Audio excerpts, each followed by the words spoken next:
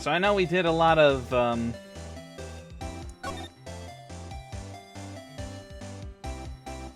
see here. I know we did some talking with, a lot of heart on this.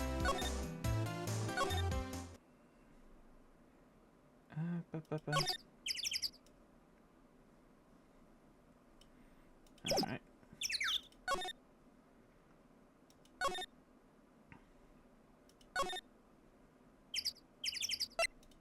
Alright, let's go see Dick. Oh yeah, all this on Christmas. What is that stuffed animal in the background? Looks like Detective Gumshoe isn't here. Something wrong, miss? Turning yourself in? Okay, what did you do? Shoplifting, larceny, public indecency? Oh my goodness. No! None of those things! We're looking for Detective Gumshoe. Gumshoe? Oh yeah, he's in a meeting right now. I don't think he'll be out anytime soon. Okay, we'll come back. You do that. Oh, and go straight home and stay out of trouble. No more shoplifting, you got that? What is this guy's deal? Good God, you said it. Do I look like a criminal of something?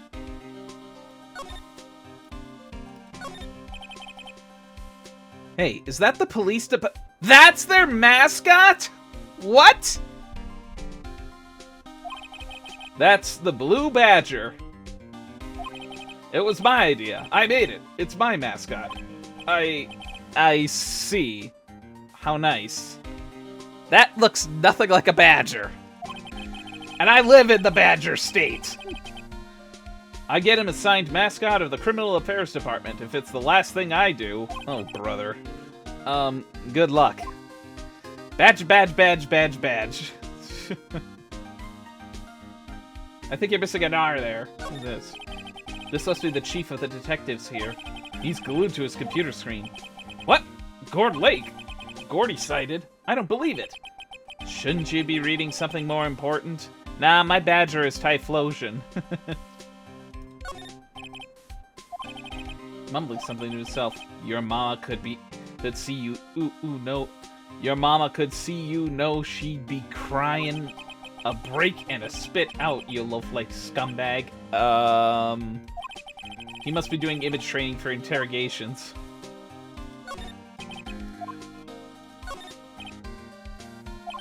Detective desk. There are computers and files on each one. Funny, they're a lot tidier than I expected. Bubbles. Badger, badger, badger, badger. No baths! Effing bubbles! I guess the detectives don't spend a lot of time at their desks.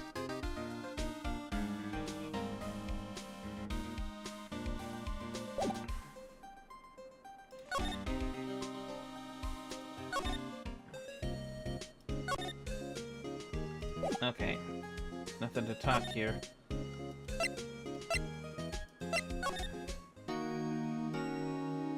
Oh, Miles is gone. Okay, maybe there was something I missed from last time. Only bubbles I could think of would be, another streamer by the name of Mr. Bubbles. A hyper loud bun. Might have to show a lot of some evidence. Okay.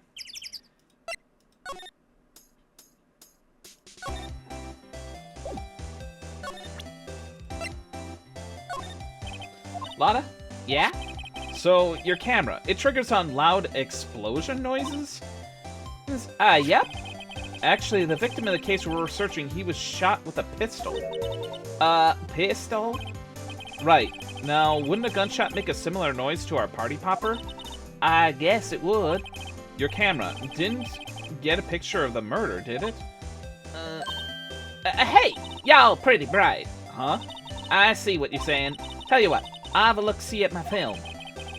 It would have been a photo taken late last night. I checked them once, don't remember if there was anything on them, though.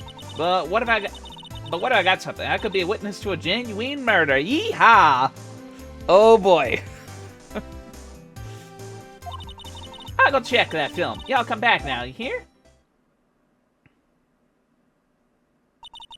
She went inside her SUV. I guess we should come back later. Okay. Okay, maybe now go to the police station. See, boat rental shop. Excuse me? December 25th. Boat rental shop. Nick, what is this place? A boat rental shop. Closed for Christmas, it seems. I guess a murder taking place on one of the boats won't be good for business either. Boats? I've never ridden on a boat. Really? Well, how about we go on one when the trial is finished? Hey, good idea. You bet.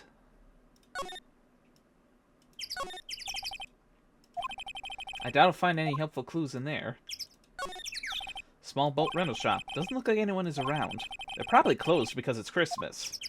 Among other things. And somehow Maya sinks the boat, kills a diver, and she's on trial for murder again. Oh, Lord. Oh, yeah, and she also kills an endangered fish. There are some boats floating at the dock. Was one of these boats used in the murder, I wonder? Nick?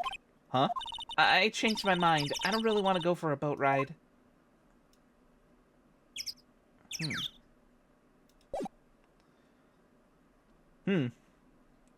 She killed Gordy! Oh, Lord. Alright, now let's head to the Criminal Affairs Department. I guess Detective Gumshoe is still in that meeting. Hey! Dick! Thanks for coming down, pal. Detective Gumshoe, we just finished the meeting. For better or worse. I get the feeling we're in for some bad news. Do you know anything about the victim yet? No. Still can't ID him. Has Mr. Edgeworth said anything? Oh man, if I could mod the game, every time Gumshoe says pal, I would replace it with Dick! Oh, brother. Hey, Dick! Oh boy, I can imagine. Not a word. So, how did the meeting go? I can't tell you, pal. You're a lawyer. True. You know, I don't know what to believe it anymore. Sure, Mr. Edgeworth's human like you or me. Still, I get the feeling that if he'd done something wrong, he wouldn't go hiding it. That's just the kind of guy he is. Why can't anyone else see that? So they think that Mr. Edgeworth did it? Well, the trial's starting tomorrow, as scheduled. I see. Hey, in the end, you did tell us about the meeting. Don't go tell anyone else, pal. Yes, sir. And do me a favor. Stand by Mr. Edgeworth. He needs help, and you're the ones to help him. I'm sure he's got some reason why he won't talk to us. Thanks, Detective Gumshoe. Detective Gumshoe, how come you trust Mr. Edgeworth so much? Well, I think that was obvious. We got a strong working relationship, us two. We trust each other, and that's how it works. A working relationship? Oh yeah, by the way, I think I might have fixed up one of the redeems. So I do have it available, so if you guys want to try it out, here's what it looks like. Dick!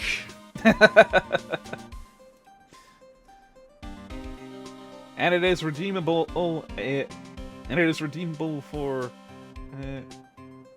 Oh, I don't have it turned for 150 points. Okay.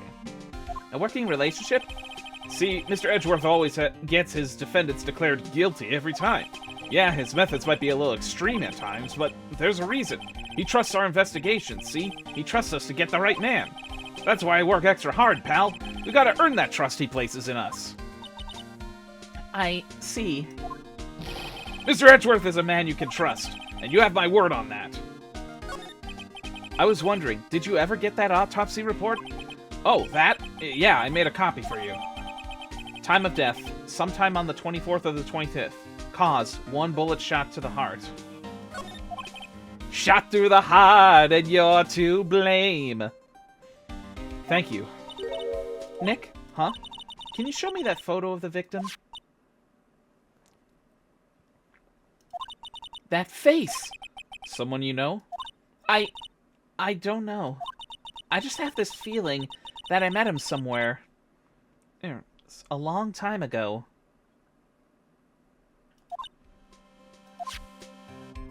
Interesting.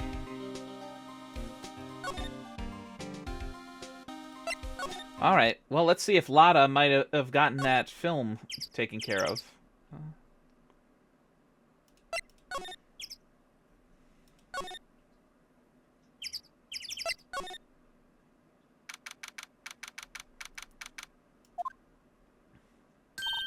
Hey, y'all! Lotta! Wait up a sec. We got bingo. Bingo? My automatic camera took 2 pictures last night. Hey! This is them. Take a look. Wait! See? He's shooting him with that pistol. It looks like that, yes, but you can't really tell who that is shooting. Yeah, well, there's enough fog out there last night to strangle a bullfrog. But, you know, seeing these photos remind me of something. What? I saw that murder happen. I'm a witness. What? Are you serious? Of course. How do you forget? Never mind. Y'all reckon I should tell the cops? I reckon so. What's that? Now don't y'all trying to mock my accent. I'm a sensitive lady. Hey, so I'm off to talk to the cops. Y'all can have this photo. Later. Wait, Lotta! What? Can y'all see I'm busy? Tell us what you saw too, please. That's right, honey, but I wasn't born yesterday. I'm a witness. That means I'm on the side of justice. That means the cops. I'd sooner eat the south side of a northbound skunk than tell you. Okay. Okay. Lotta! Don't let it get your skivvies in a bunch. Friends today, enemies tomorrow. Or was that the other way around? No matter, I'm gone. Hey, maybe they'll let me do some testifying. Hot darn. When I said eat ass, that's not the ass I meant, Lotta. She left. Well, that's one more witness. What do we do now, Nick?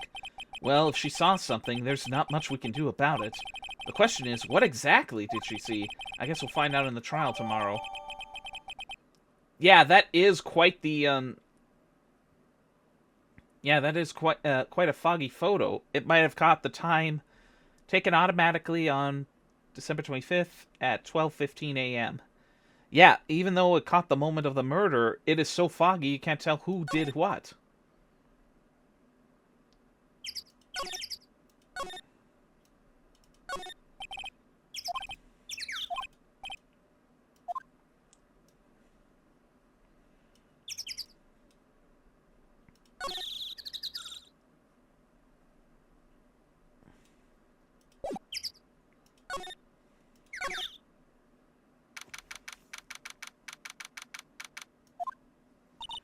Looks like the police have given up their interviewing. Hey! Oh! Ah! Nick, I think Santa's mad at you. Long time no see, Nick. Nick, you know Santa? Wow, Nick and Saint Nick. Hey, I see a connection. Don't be ridiculous! Dude, it's me! Larry?! What are you doing here? Isn't it obvious? I'm working my day job. I'd sell samurai dogs. Want one? I'd get money for dates, you know? My girl, Fiancé, hey, deserves the best. Fiancé? Not another model, I hope. Oh, Fiancé's a fine woman, Nick. It was her idea I wear this costume. She was all, you go, girlfriend, you know? She bought this costume for me. That's great, Larry. Wow, a Santa costume. She must really be nice. Whoa, cute! Nick, who's she? She's not your... Not my... What? No, she's not! I'm his partner, Maya Fey. The little sister. Sister? Wow, Nick must be tough. Work a 9 to 5 hanging to take care of a little sister? No, I'm not Nick's sister. I'm my older sister's little sister. Huh, sounds great. Don't worry, Maya. He's not listening. Hey, Larry, there was a murder here last night, and since you work here, have you heard anything? Nick, you're wasting your time. Last night was Christmas Eve. He was with Fiancé, obviously. He wouldn't have been standing out here in the cold. Oof. Well, shoot. Huh? I think what you just said caught him off guard, Maya. No, it's just Fiancé's not in town right now. She's in Hawaii on a photo shoot. Oh, for Pete's sakes, not another model. A model. I knew it. Well, anyway, there was a murder here on the lake. The trial's tomorrow. Huh, neat. The defendant is Edgeworth. Miles Edgeworth. Nick, why would Larry know Edgeworth? Whoa, Nick! You don't mean that Miles Edgeworth, old edgy? Yeah, he's a murder suspect. Whoa! Murder? Murder? Huh? You know Mr. Edgeworth, Larry? Yeah, of course. Edgy was the same class as us in grade school. What? Tell me about the hot dogs. Oh, God. Huh? Oh, you mean the samurai dogs? Why are they samurai dogs? I mean, they kind of look gourd-shaped. Oh, well, originally they were gourd dogs, you know, like guard dogs. Ouch. Yeah, that was a painful pun. Samurai Pig was Kiatse's idea. Oh, she's my woman, you know? She was all, change the name and you go, girlfriend. And she made me that banner. Man, kids can get enough of those samurai dogs. Something about that just seems wrong. Oh, and guess what? We're getting a ton of customers here at the lake. What with the big news? The big news? Yeah, Gordy. Gordy? So, Mr. Edgeworth was your classmate, Larry? Yeah, Nick and I used to go hang out all the time. Wow, I never knew. Don't get me wrong, he's always been kind of a stick in the mud. Studying all the time, trying to be like father. Uh-oh. Daddy issues! Like his father? Yeah, Edgy's pop was a famous defense lawyer back in the day. Wow. Wait, you said defense lawyer? Yeah. Wait a second, but Mr. Edgeworth is a prosecuting attorney. What? Edgy's got a Excuse me? Edgy's got a proboscis on his knee? What the flying heck? No, he's a prosecuting attorney. That's like the total opposite of a defense lawyer. Huh, go figure. He always used to talk about defending the weak who were unable to defend themselves. Man, he used to go on and on about man's duty to society and all that. What a bore. I wonder what changed his mind, though. Do you know Nick? Nick?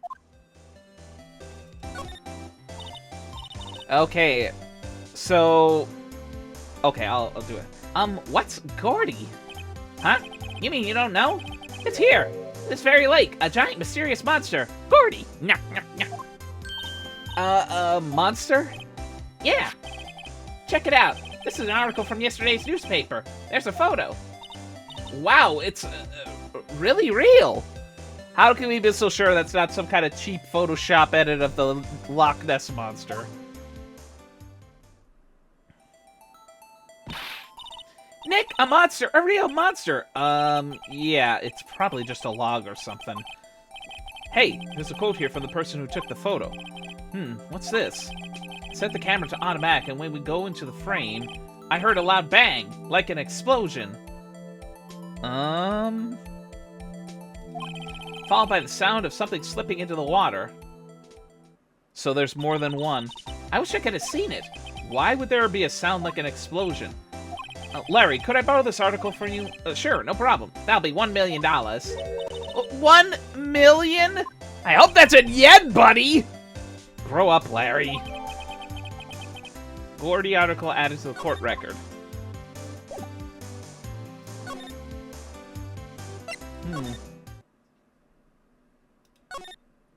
Okay, so...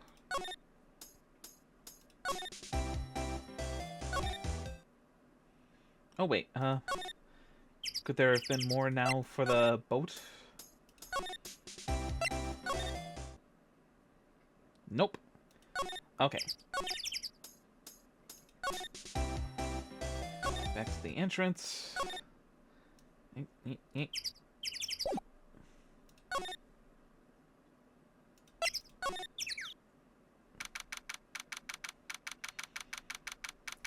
Dick. Okay, I guess it works. Not a gumshoe in sight. If you're looking for Detective Gumshoe, he's in the questioning room. Apparently, an important witness turned up. He'll be in there a while. Lot of heart. It has to be. Uh-oh.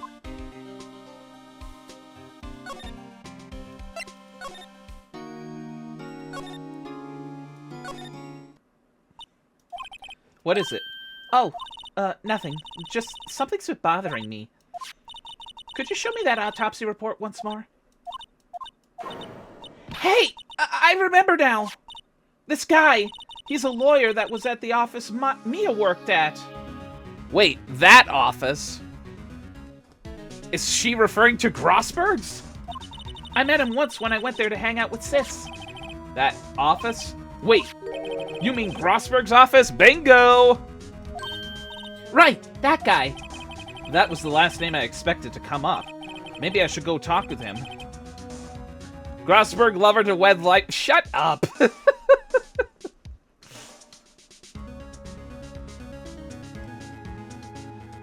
Maybe I should go talk to him for old time's sake.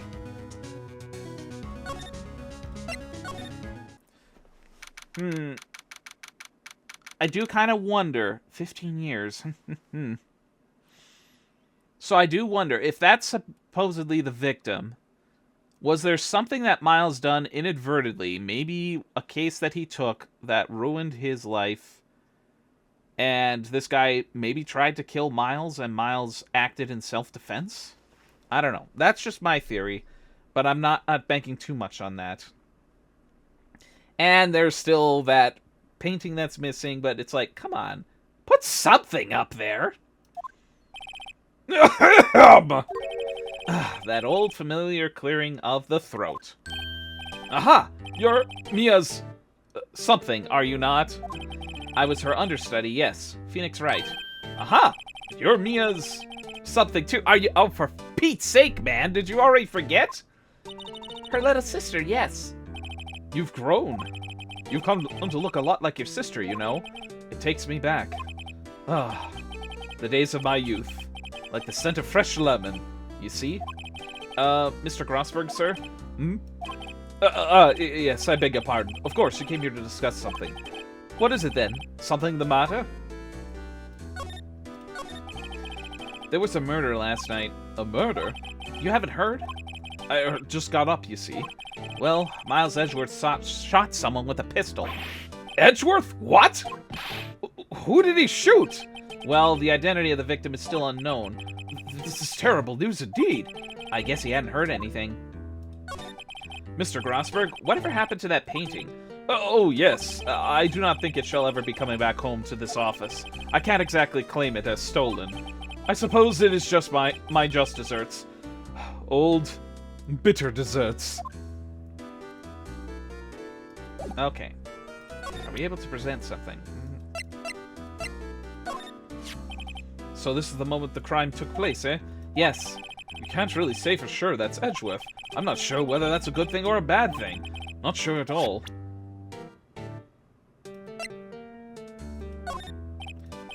My apologies. I'm not sure I can help you with that.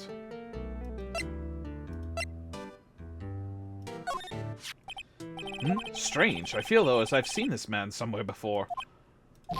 Oh! Did you remember? He was a lawyer, here, in my office. That's Hammond. Robert Hammond. Mr. Hammond? And you say this is the man Miles Edgeworth shot?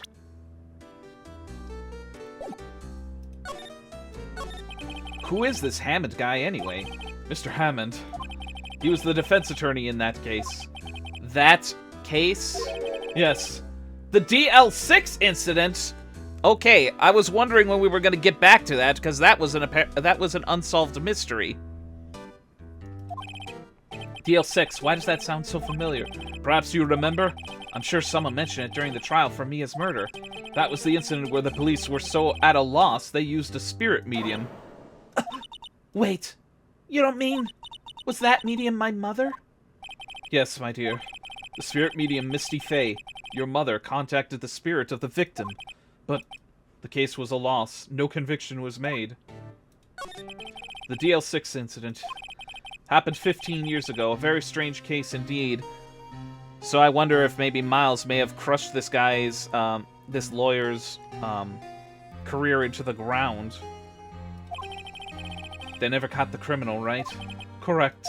Misty Fey used her powers to talk to the spirit of the late victim. Her testimony led to charges being laid against one man. But Mr. Hammond won the case and the suspect was declared innocent.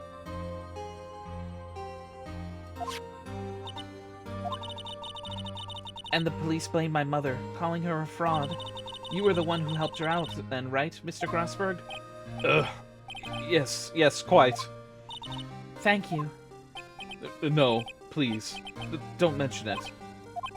DL6. Never thought I'd hear that name again. But wait, what does that case have anything to do with Mr. Edgeworth? It has everything to do with Mr. Edgeworth, my dear. The victim in the DL6 incident was none other than his father, Gregory Edgeworth. Oh my god. What? His father? If you want to know more, you should ask him yourself. Show him this. I'm sure he'll talk to you. Wait, this is a photograph of my mother.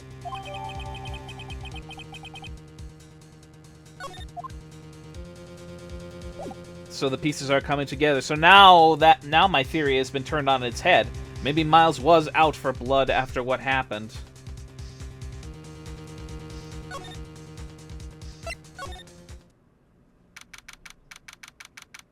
"15 years ago, Edgeworth was just a kid. If you were thinking he did something then..." What's this? I was hoping you'd gotten my message the first time. Edgeworth, what about your defense? It's no concern of yours. Guess he hasn't found anyone yet.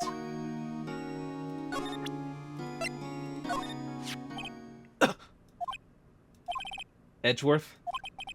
It's only been a matter of hours since you've last visited, yet you've made incredible progress in your investigation. I'll admit it, I am impressed, Wright. You were always single-minded in your work, though. Once you start on something, you always see it through, don't you? About the DL6 incident. Right, DL6. I didn't want you to find out about it. That is why I refused your offer to defend me. I'm sorry if it sounded like I thought you weren't up to the job. I just wanted to keep you away from DL6. So, do you still think it would have been better for me to stay away? I don't know. But I see no point in hiding anything from you now. Very well. Ask whatever you'd like and I will answer to the best of my abilities. The DL6 incident was when my father died. Right before my eyes. He was shot and killed, and I saw it all. My memories from that time are foggy. I suppose it's a self-defense mechanism. In any case, a suspect was arrested. A man. It's pretty clear he was the only one who would have killed my father. The spirit medium they used to talk to my late father said the same thing. It was an attorney by the name of Robert Hammond that cleared the suspect's name. And Hammond is the victim in Gourd Lake murder? Correct. That spirit medium. That was my mom. What? You mean you're... It's strange. I thought that terrible incident was about to end, and now this... About to end? The DL6 incident happened 15 years ago. 15 years ago, on December 28th. December 28th? The statute of limitations on the case runs out in 3 days. Holy moly. What? Nick, what does that mean? When a case statute of limitations runs out, legally, the case never happened. 3 days from now, DL6 will be closed. Forever. What happened to the suspect, the one who got off innocent? I don't know. He disappeared from public view. Nobody knows where to. If he's still alive, he'd been about 50 years old now. I guess I can understand why he'd go into hiding. It'd be hard to live a normal life after being a murder suspect in such a big case. So was your father a lawyer? He was. Gregory Edgeworth. He was quite famous at the time, apparently. So you were sort of trying to follow in his footsteps? So I do wonder if his zeal to try and prosecute and always get a guilty verdict might make up for the fact that he couldn't get a guilty verdict in the case of his father's death. Whether it's overzealous revenge, or in the hopes that maybe in finding everyone guilty he could get the one who got away? I don't know. I'd rather not talk about it.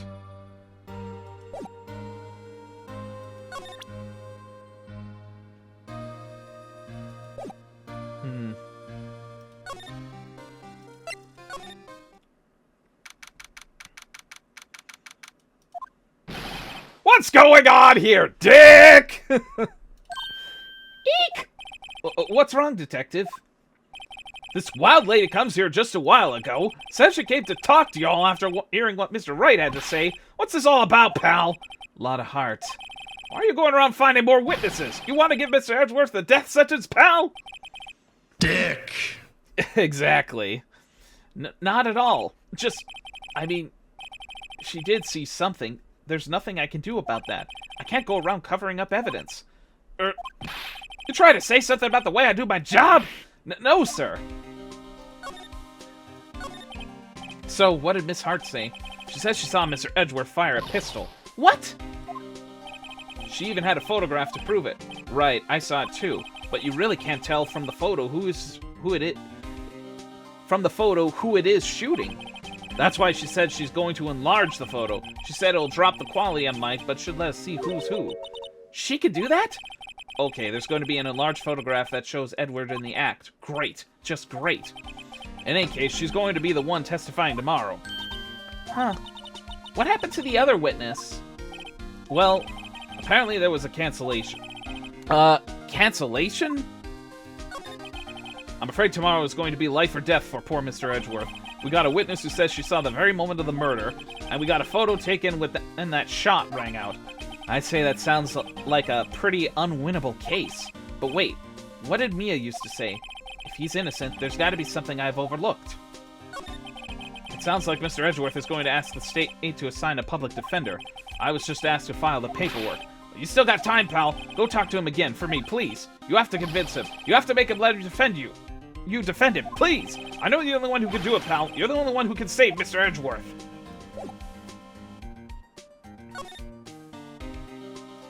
Okay. Yep, just basically following Mia's advice. Let's see if there might be something more. Nope.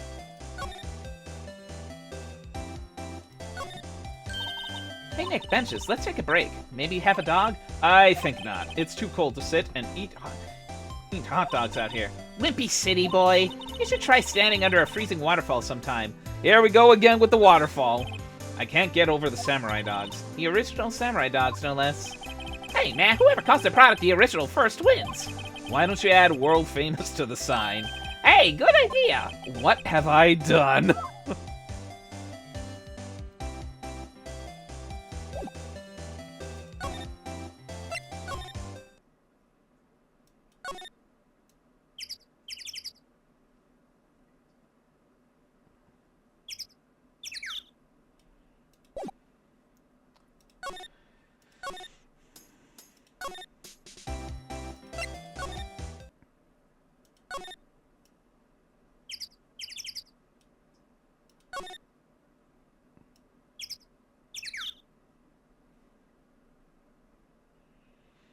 Okay, so nothing else, so back to the detention center.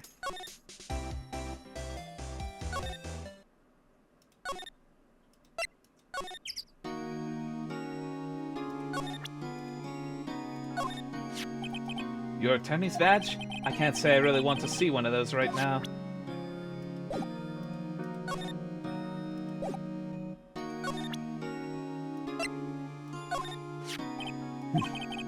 Who would have thought there'd be a photo?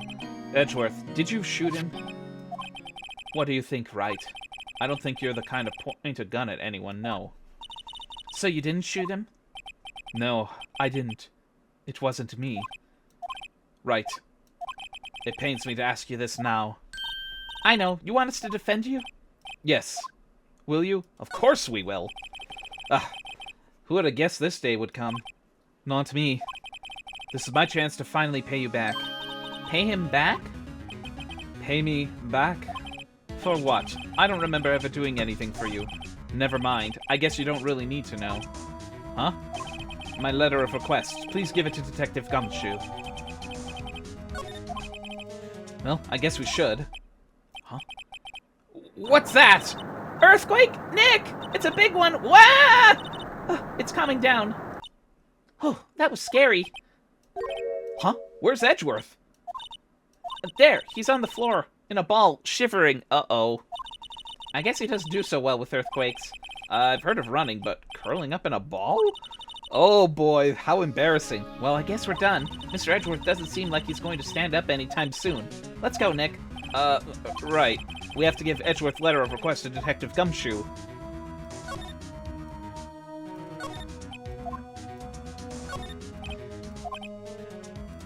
He hasn't moved an inch since I came in, even during an earthquake? Oh, brother. Alright, criminal affairs. Look what I got. Hey, you did it, pal! Glad I waited till the last minute to file those papers. I'll rip them up and start new ones for you. Thanks, Detective. Well, see you in court tomorrow, then. Good luck, pal. Hey! You guys feel that earthquake a little while back?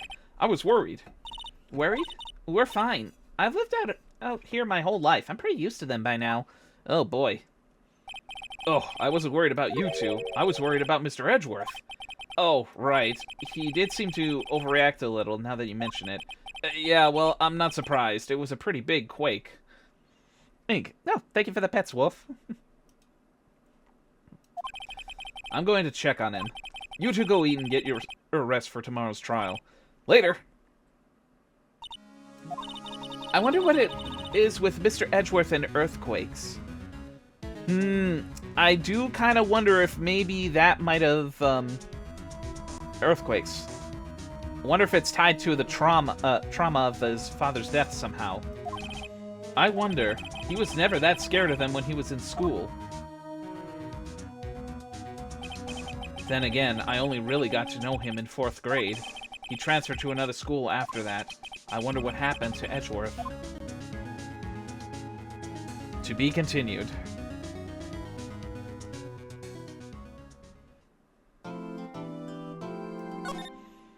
Yep, save.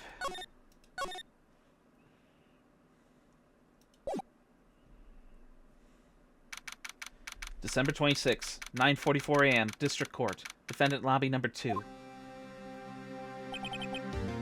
Karma? That's right. Manfred von Karma? Oh my goodness. He's the best prosecutor there is. He hasn't lost a case in his 40-year career. He's a god of prosecution, right? A god! Not a single case? He'll do anything to get a guilty verdict. Anything. Sounds like someone else I know, Edgeworth. You don't understand. I mean, he'll really do anything. Manfred von Karma is a man to be feared. That's quite a claim coming from someone who forges evidence. He taught me what it really means to prosecute. So, von Karma is his mentor. What? Just picture a prosecutor as vicious as me, multiplied by a factor of 10. So, he was your teacher then, Mr. Edgeworth? Something like that. And now he's trying to get you guilty? Found guilty? What a creep! Oh, wait. Maybe he's planning on losing on purpose to help you out. Not a chance. He hasn't lost one in 40 years. 40 years! He's as ruthless as me, times 20. That's pretty ruthless. Like I said, he's a god among prosecutors. I guess that's something like Mia was to me. Speaking of Mia... Maya? Uh-huh. We could really be using Mia's help right now, don't you think? Oh. I can't. Sorry, I tried. I really tried, but I couldn't reach. You could reach? I think it's because I haven't been training. My powers are weak again. Oh man, what bad timing. I'm really sorry. I'll try my best. I hope so. What are you whispering about? Oh, it's nothing. Well, it's time. Let's head in. 10 a.m. District Court, courtroom number 3. Order in the court. Will everyone please rise? Court is now in session for the trial of Mr. Miles Edgeworth. The defense is ready, Your Honor. Mr. Van Karma, is the prosecution ready? Fool. You seriously think I would stand here if were I not completely prepared? Right. My apologies. He's even got the judge scared. Very well. Your opening statement, please? Decisive evidence. A decisive witness. What else could possibly be required? Nothing, of course. That should be fine. The prosecution may call its first witness. What's with this guy? Is he royalty or something? How am I supposed to fight against this? I call the detective in charge of this case, Detective Dick Gumshoe. Okay, Gumshoe's first. Let's see how this goes. Describe the incident, now. Yes, sir. Detective Gumshoe looks nervous. Please take a look at the map. The murder happened late Christmas Eve, around midnight. There was one boat in the very middle of the lake. There were 2 men on the boat. Now, there happened to be a woman camping on the edge of the lake. At 12:10 a.m., she heard 2 pistol shots. 2? Then the boat started to move. It went towards the boat rental shop. Overhead map added to the court record. Testify the court about the arrest. Now, wait, Mr. Von Karma. Yes? Actually, I'm the one that's supposed to be handling these proceedings. Wrong. There is only one thing you need to do here. You will slam down your gavel and say the word guilty. That is your role. Yes, of course, you're quite right. No, he's not!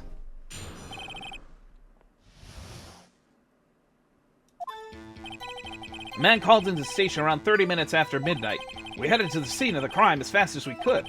That's when we found Mr. Edgeworth. No, I didn't suspect him of anything at all, but the next morning a body was found in the lake, so we had to arrest Mr. Edgeworth.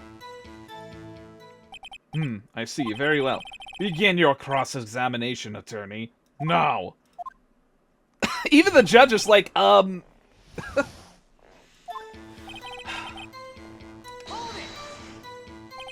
You received a call from a man? Yep. But you said there was a woman camping there. She was the one who heard the 2 gunshots, right? Oh my god! Those were some ball drops there! That woman and the man who called in the report are 2 different people, obviously. Different people? There were 2 witnesses. Ugh. Their testimonies were quite similar, however. Today I've summoned the woman who was camping. The woman who was camping? Lot of heart. What happened next, detective? We headed to the scene of the crime as fast as we could. That's where we found Mr. Edgeworth. What was Mr. Edgeworth like when you saw him then? Well, from what I saw, he looked pretty relaxed. Not like a murderer at all, really. Oh my god. He's basically the devil of prosecuting. Noted! Channeling Pazuzu. Jeez. Detective, the court requires the facts, not your opinion. How many years have you been on the force? Facts only, detective. Hard, cold, objective facts. Yes, sir. Man, he's got his share of objections.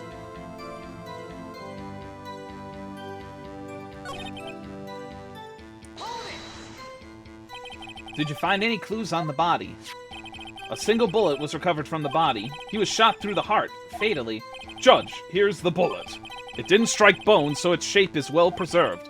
Very well, the court accepts the bullet into evidence. Okay, well, I definitely know where to bring this bullet up in a objection. So we had to arrest Mr. Edgeworth. Why is that? Well, we found the murder weapon in the boat. The murder weapon? A pistol. Detective Gumshoe. That is a vital piece of information. Please revise your testimony. Right. Sorry, Your Honor. The murder weapon we found in the boat was decisive evidence. Nick, does it seem like Detective Gumshoe is being a little vague? I bet Von Karno is feeding him his lines. His testimony is probably filled with landmines just waiting for me to press. What do we do? Grit our teeth and press, I guess. What else can we do now? Well said, Nick. You're the man. Whoops, I clicked too fast.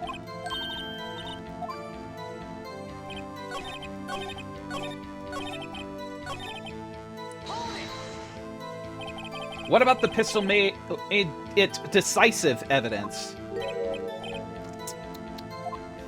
Ugh! He has the same evil laugh as Edgeworth. There were fingerprints on the pistol found in the boat. They were clear prints from Mr. Edgeworth's right hand. What? Order! Order! So Mr. Edgeworth's fingerprints were found on the murder weapon? Yes, Your Honor.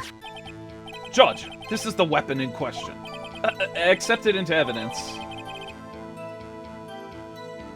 Wait. What is going on here? We hear one shot. Now we hear two shots. Now we hear three. Is the court record being manipulated somehow? Members of the court, we now have the pistol used in the murder and the bullet found in the body. Detective. Yes, sir? Was the bullet found in the body fired from this pistol? Yes. The ballistic markings on the bullet match the pistol. Hey, Nick, what does he mean, ballistic markings? Shocking! To imagine someone here does not know something as basic as ballistic markings. Nick, he's glaring at me. Very well. I'll explain. Actually, Judge, you do it. Me? Ballistic markings are like the fingerprints of a gun. The barrel leaves distinct marks on each bullet it fires. Yeah. So, for some that might have seen like some crime shows, when it comes to some bullet animations, how it's twisted, basically the inside of that barrel are the marks on the bullet. At least that's the best I can think of. You can examine these ballistic fingerprints to see which gun fired the shot. It's quite accurate. Indeed. This leads to one inevitable conclusion. The bullet found in the victim's heart was without a doubt fired from this pistol. This pistol, which, as you may recall, was recovered with the defendant's own fingerprints. Order! Order! This is bad. This makes it look like Edgeworth did it. Well, Judge, I'd say it's almost decisive, yes. Honestly, I could declare a verdict at this point. However, you wish to hear the witness speak, no doubt. Very well. I am somewhat fatigued, and so I will take a brief break. I will call my witness after recess, which will last 10 minutes. Judge! Yes? What are you doing? A 10-minute recess, now! But wait, Just bang your flimsy gavel and get on with it, man! Gunshot residue. Yeah, that's another thing. This court will take a 10-minute recess. Who's running this court anyway?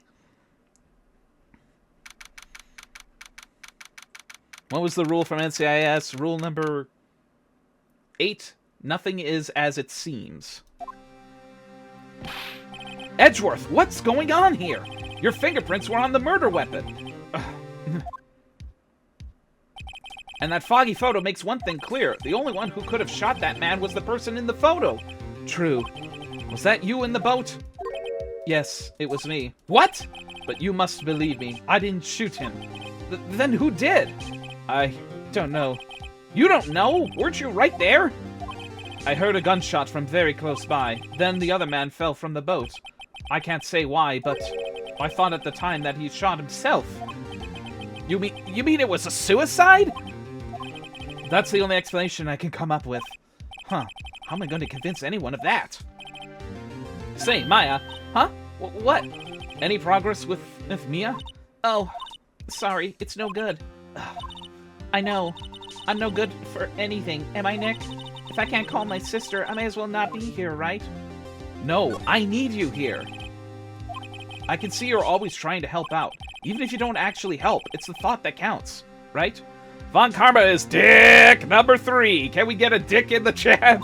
Not literally, not literally, not literally. I recant that statement. I retract that statement. Oh, shit. It's okay, Nick. You don't have to make me... Thank you, Miles. Oh, Lord. It's okay, Nick. You don't have to make it... Yeah, thank you for that. Yeah, thank you for that, Wolf. It's okay. Hey, Nick, you don't have to make me feel better. I don't know anything about trials or defense. What's more, I'm a spirit medium who can't even contact spirits. Everyone has their off days. That's very putting it lightly, Phoenix. I mean, I've just been getting lucky lately, but you never know when my luck is going to run out. Really? Whoa, whoa, whoa, whoa, right. Don't jinx this case any more than it already is. It's bad for my heart. Oh, sorry. Whoops. Don't worry, I'll show... Oh, for Pete's sake. Calm down, you two. Oh, Lord. I don't know what I'd do with you two. Court is back in session. Mr. Von Karma, call your witness. Yes. Will Miss Lotta Hart take the stand? Oh my gosh. I'm gonna have to do a preemptive hydrate because all this voice acting is making my throat parched here.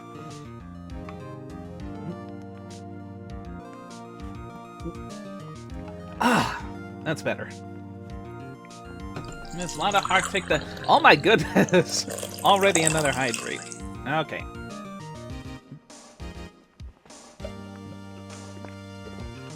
Okay. Alright, so you got a free hydrate and there's that. Okay. Anyway. Will Miss Lotta Hart take the stand? Lotta Hart, you are a research student at the university? That I am. Good. Begin by telling us what you saw the night of the incident. And don't add anything trivial or subjective. Understand? Y'all need to learn some manners. Understand? Yeah, I understand. Very well. Your testimony, please.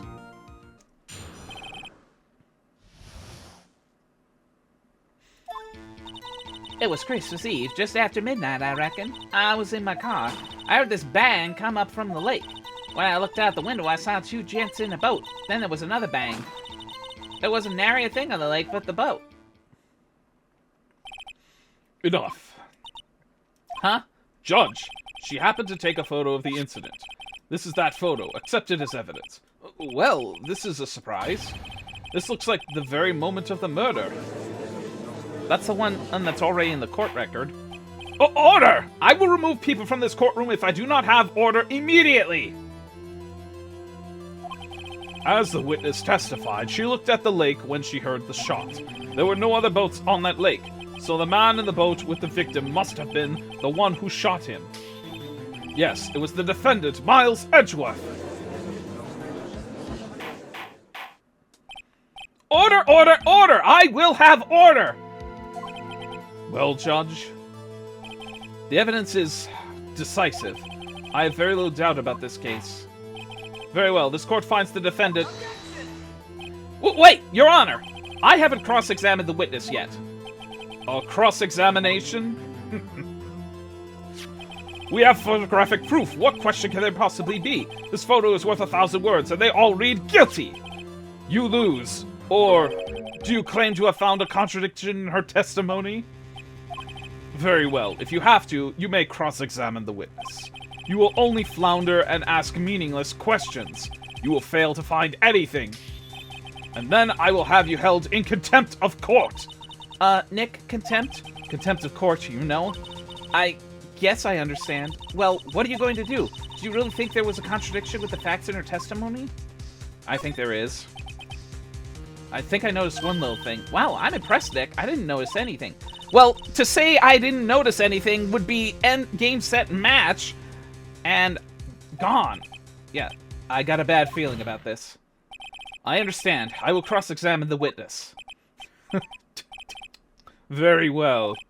I pray for your sake this isn't a waste of time.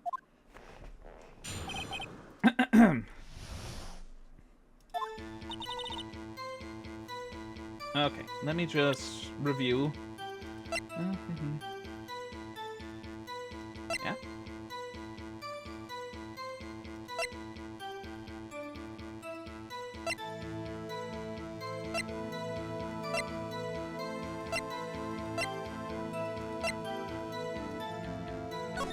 Okay, that's just the map.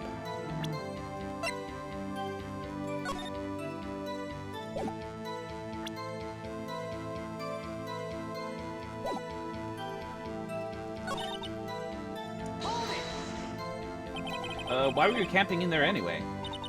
I'm a research student at my university. I was taking pictures to use in my research. What research? This all sounds suspicious. Miss Hart, could you be more specific about your research? What does the witness's motive in camping by the lake have to do with the case? The answer is nothing. I object to this line of questioning. Objection sustained. Wait now, I'm the one who says that. Well then say it already! Objection sustained. Thanks for nothing, Your Honor. Heard this bang come up from the lake. So you weren't looking at the lake at the time? Nope. I looked after I heard the noise. She said that already. I asked you to find contradictions, not leisurely chat with the witness. Ugh. I am starting to get a feel like I know what the preview of pressing in later games might be. Saw two gents in a boat. Press. Could you clearly see the two men? Just look at the picture. Clear enough for you? Uh-oh. Well, wait a second. I wasn't asking you about the photo. I was asking if you saw the two men. Yeah, well, of course. The witness has testified that she saw them. There's also a photo. You best look elsewhere for your precious contradictions. He jumped in quick. He's hiding something. Then there was another bang. Were you watching the very moment the shot rang out? Well, yeah, sure. You're asking meaningless questions. Meaningless! Contradictions, Mr. Wright, not meaningless babble. Von Karma, I think I hate you. He's trying to keep me from talking to the witness. To what end?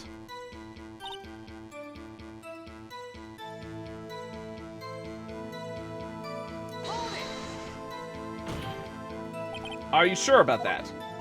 Yeah, sure as country gal can be. That sounds pretty sure. How come you're so sure? Well, heck, I scanned the whole lake. Scanned the whole lake? It almost sounds like she was more interested in the lake than the boat. Miss Hart, you... Mr. Wright, the witness has answered the question in full. No need for further questions. Objection sustained. That's what I'm... Sustained! Yes, of course.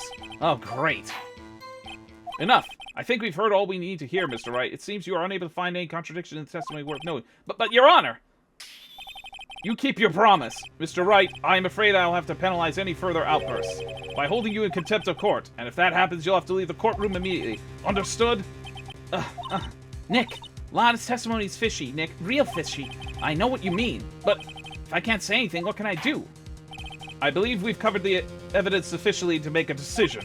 Then pass your judgment. Very well. Mr. Miles Edgeworth, please take the stand. Hold it!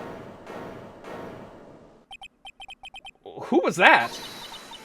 It was me. Maya! Is something wrong? Do you need to use the facilities? No, I do not. Lotta Hart, your testimony stinks. It's unclear whether you were actually looking at the lake. It's highly doubtful you actually saw Mr. Edgeworth. Tell us the truth. This is a matter of life or death. Lotta, did you really clearly see Mr. Edgeworth that night? Did you see him fire that pistol? You will stand down. The court does not acknowledge the defense's outburst. Answer me, Lana! What's the big idea treating me like some kind of criminal? I saw him. I swear it. I saw Edgeworth. Enough! Judge, declare the defense in contempt of court. Yes, of course. I'm sorry, but you were warned. Guard, escort Mr. Wright out of the courtroom. He is in contempt of court and must leave. No! Wait! I was the one who made the outburst, Your Honor. Nick is innocent. What's the difference? All that remains is the guilty verdict to be declared. Isn't that right, Mr. Phoenix Wright? Wrong! What? Did you hear what Miss Hart just said? She said she clearly saw Mr. Edgeworth. That was not in the testimony! That changes her testimony, and I have a right to cross-examine her again! Order! You're in contempt of court! It's too late for wild claims! Judge, sustain my objection! I'm sorry, Mr. Von Karma, but I cannot. What? Miss Lotta Hart has made a new testimony. The defense does have a right to cross-examine her again. But he's in contempt of court! No, I am. If you're going to arrest someone, arrest me. Very well. Maya Fey, you will leave the courtroom immediately. Nick, I did what I could. You have to do the rest. Good luck. Maya.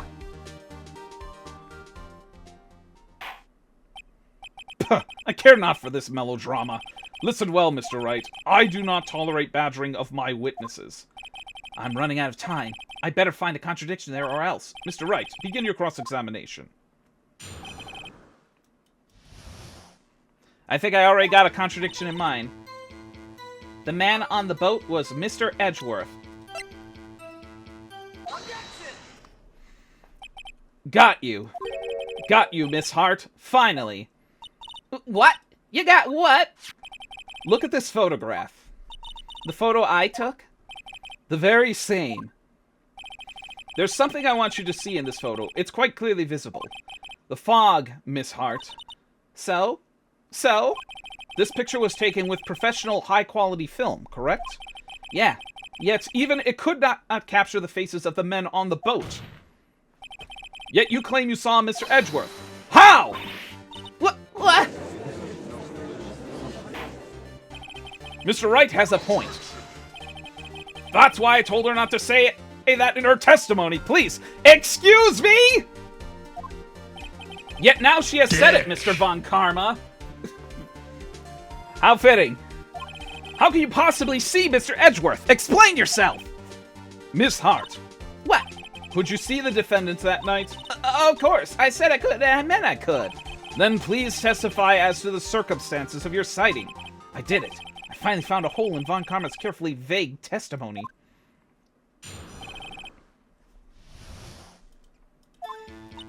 You're right. It was a cold night and the fog was thick as grits. So once I was finished setting up my camera, I got back to the car. Still, I brought my binoculars with me. When I heard that noise out on the lake, I looked with my binoculars. See? No problem. You used binoculars? Very well. You may begin your cross-examination, Mr. Wright. This one better be good.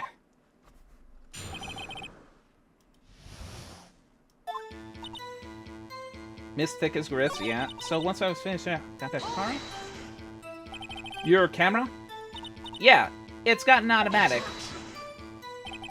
This issue we are concerned with here is Hart seeing Mr. Edgeworth. The camera has nothing to do with this at all. Objection sustained. Ugh, it's not letting her answer any of my questions. Binoculars? Yeah, binoculars. Yesterday you mentioned that you were out looking for shooting stars, correct? Well, yeah. Wouldn't you need a telescope, not binoculars for that? I've got doubts about your camera, too. Was that really to take pictures of the meteor showers? The camera is irrelevant to this case. You can't say that for certain. Mr. Wright, is the camera really relevant to this case? If you believe it is, you may continue with this line of questioning. But know this. If you find nothing with this, there will be consequences. Well, Mr. Wright, do you wish to press further about the camera? Press, yes. This is a make it or break it time. The camera is of utmost importance, Your Honor. It is perhaps the key to this entire case. Therefore, I will continue my line of questioning. Wow, maybe I went a little overboard there. Very well. Miss Hart, you will testify to the court about the camera. Yeah, I hear ya. The camera was set up to take pictures of a meteor shower. When I heard the noise out on the lake, I looked with my binoculars. I don't care how many karmic objections I get. I'm going to find a hole in this testimony if it's the last thing I do.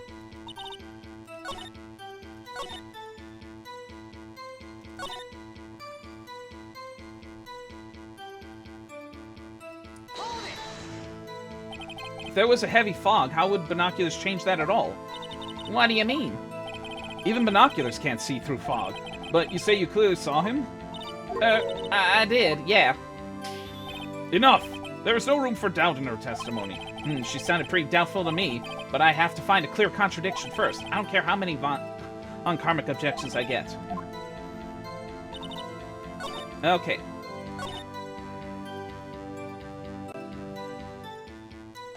Press on that.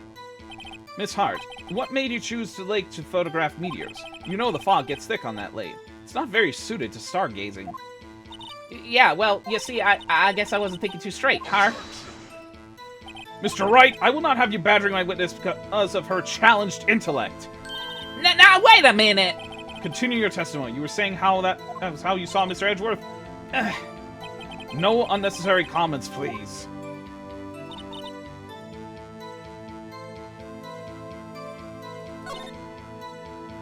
Okay, so the contradictory comes down... Loud noises detected.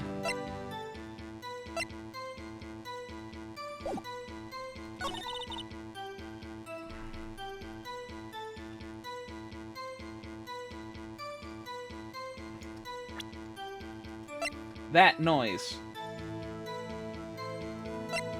So... I'm split between two statements. It's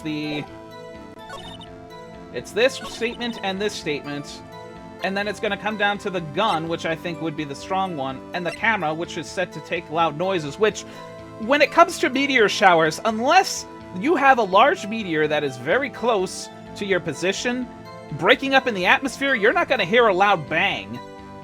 At least that's from my observation, but chat, feel free to chime in. Only a hint. A hint. If she was looking for meteor showers, shouldn't the camera be facing upwards?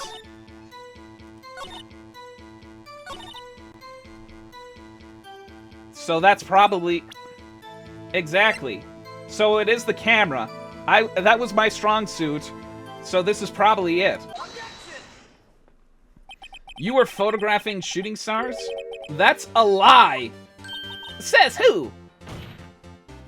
I saw the camera you set up yesterday. It was pointed directly at the lake. You have to point a camera upwards to take photos of stars, Mrs. Hart. Ms. Hart. Ugh. Mr. Wright, what are you driving at? The witness was not at the lake to photograph shooting stars, Your Honor. Well, what was she photographing? Yeah. Your Honor, take a look at this. What? Miss Hart. This is what you were trying to photograph. What's this? A newspaper article? Gordy? Ah, the sighting at Gourd Lake. Well, Miss Hart? I've never heard of no lake monster. You got proof or something? Let's see you prove that I was down at the lake trying to photograph this Gordy. I have it. Proof. Intriguing. Very well, let's see it. And no joking around this time, please. What proof if the witness was trying to photograph the Gordy, the lake monster?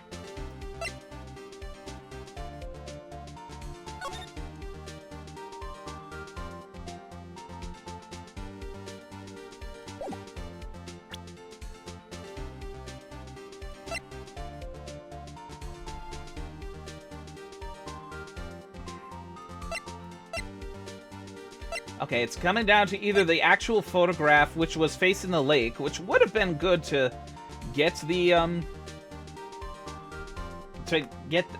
attempt to get the lake monster, or it's the overhead map, which basically would show her position.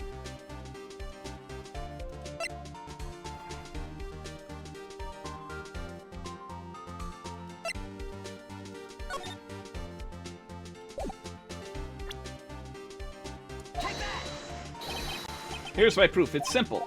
If it's simple, then why have you obviously made an error? Like, What's that? go home. Consider a career change. Yeah. How can he do this so casually? He tossed aside. Oops. Whoop. Wrong evidence. Look, if I'm in a patient mood, Mr. Wright. One more time, please. What set off the camera?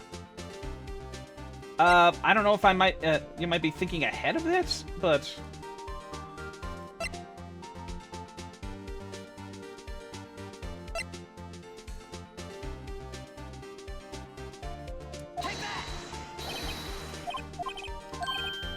That's still wrong.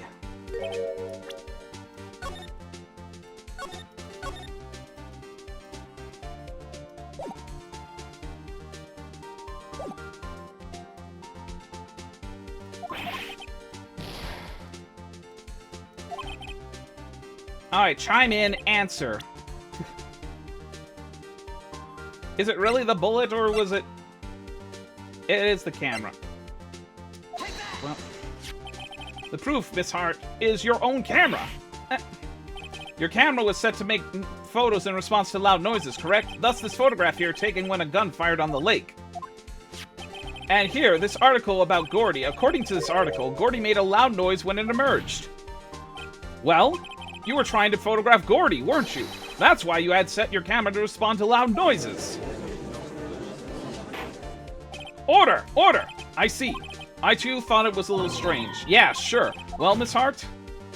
You were camping there to try and take a photo of Gordy, weren't you?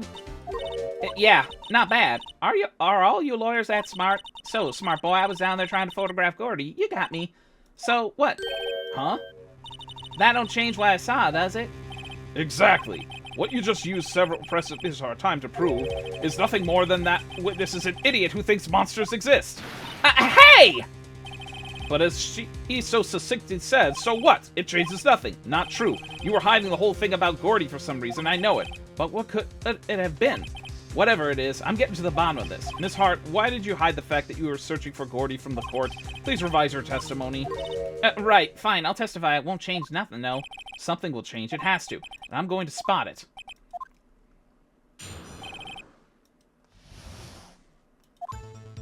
There's the beats. Actually, I'm not a research student at a university. I'm an investigative photographer. Imagine what a scoop it'd be if I got a picture of that monster. That's why I was camping out by the lake. But that's all I was hiding. When I heard the bang, I looked straight out at the lake. There wasn't much else to look at, so I just watched that boat the whole time. Then I saw a flash near one of the men's hands, and I heard another gunshot. I was looking right at the boat the whole time. Crossed my heart and hoped to fry. Well, Mr. Wright, you may cross-examine the witness. The witness's testimony is unchanged from before. Whether she is a research student or a photographer has no bearing in this case. There is no need to waste more of our time with another pointless cross-examination. I claim the defense's right to cross-examine the witness, Your Honor. Von Karma's up to something, I know it. He doesn't want me to cross-examine her because why? What? Is there a contradiction? Very well, you may begin the cross-examination. You seem sure of yourself, you must have something in mind. That would be a first. Very funny. You understand this is your last chance at a cross-examination, Mr. Wright? If there is no problem with the testimony this time, we will let the witness leave. I will announce my verdict at that time, Mr. Wright. Understood? Yes, Your Honor.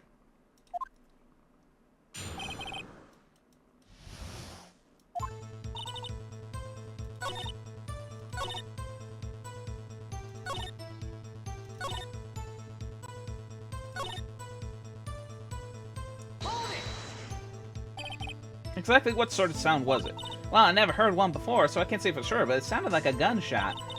It was a lot sharper a sound than I would have expected.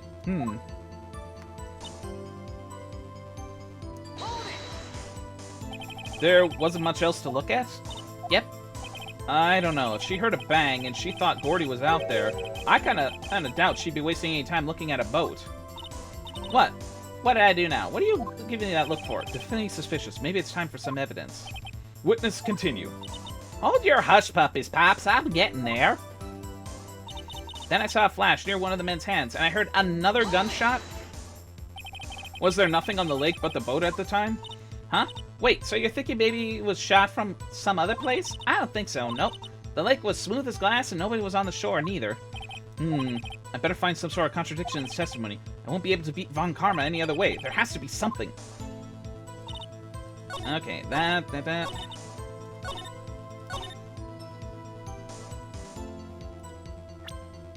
Okay, was this the one statement where I was like, time for some evidence?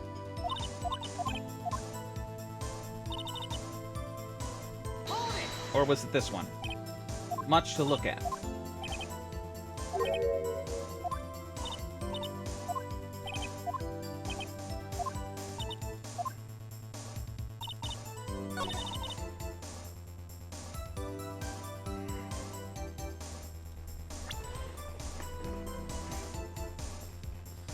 Let's see.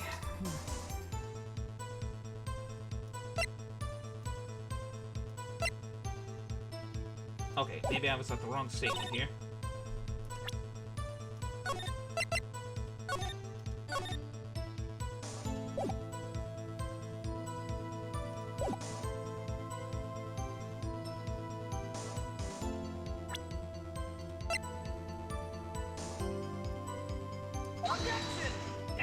Wrong statement. You don't sound very convinced, Mr. Wright. Objection overruled. I don't think that won any points with me and the judge. Okay, chat, chime in. Hint. If there wasn't much to look at, then why was she there?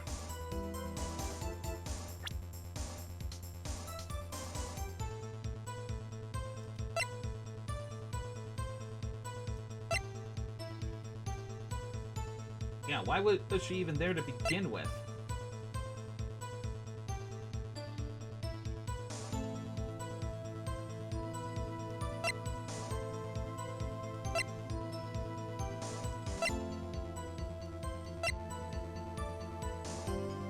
Chime in further hint. Not the exact answer yet.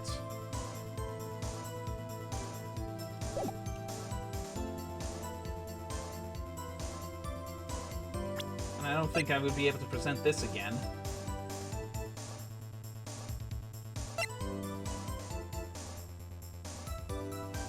Man, you weren't kidding that this is going to be tough. Remember, she said why she was camping at the lake. Another I guess represent that? Miss Hart, were you really looking at that boat? What's with you? Of course I was looking at it. I was the only any normal person would be looking at it. I agree any normal person would. But you are far from normal. What? Y'all want to step over here and say that? You were camping at the lake to take a picture of Gordy. Think about it. What would you do if you heard a loud noise? You'd be scanning the lake for any sign of Gordy, that's what. You wouldn't give that the boat a second thought. Order! Continue, Mr. Wright. You testified that you were watching the boat through binoculars. However, you wouldn't need binoculars to watch that boat. You would need them to search for Gordy, and that's what you were doing. Well? Well, now that y'all mention it, I did sort of take my binoculars and kind of scan the lake a bit. I mean, Gordy might be out there, and all. Miss Hart, are you saying that you were not watching the boat then? Sorry, y'all. I wasn't fibbing, really. I thought, you know, I could be a witness to a murder and all. Kind of got excited. I'm sure I was watching that boat. Till now. This is totally uncalled for. But hey, you got the photograph, you got proof. Still, we can't see who was shooting who in this. Right. That's why I took this photo and... Witness, that's enough. You had a long day. Shut your pie hole. Shut my what? What's she going to say? She took the photo and what? Wait a second. She even had a photograph to prove it, but you really can't tell from the photo who is shooting. That's why she said there's going to enlarge the photo. She said it'll drop the quality, it might, but should let's see who's who. She enlarged that photo. Why won't Von Karma let her show it? I've got a hunch. I bet that enlarged photo shows something bad for Von Karma. This is my chance. If I'm wrong, though, it'll mean prison for Edgeworth. Or worse. What should I do? Make her show the enlargement. Miss Hart, look at this photograph. You enlarged this photograph, did you not? Yeah, I did. Why has that enlargement not been presented to the court? But because it does not exist. What are y'all talking about? You were the one who told me not to show it in court in the first place. You old fool! What's worse than prison? Super prison. What is the meaning of this, Mr. Von Karma? Miss Hart. Show the photo to the court. Show us the enlargement. The prosecution objects to the submission of this evidence. Objection denied. The witness will show the enlargement to the court. Here it is.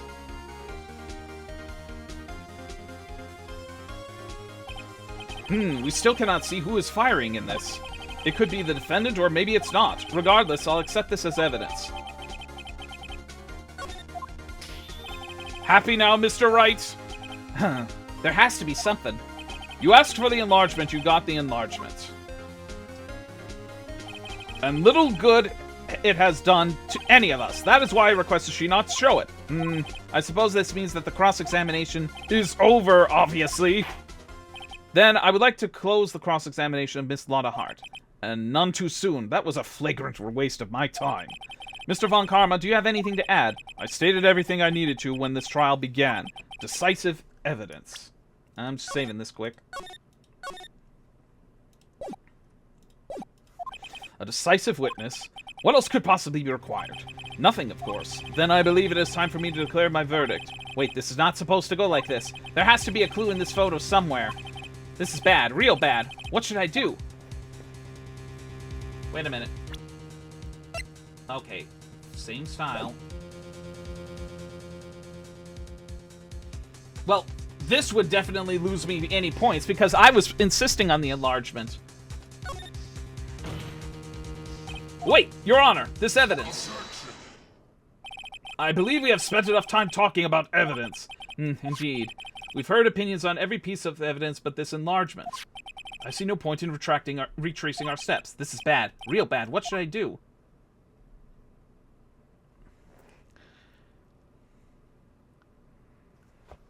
I have a feeling if I wait and see, it's gonna be curtains.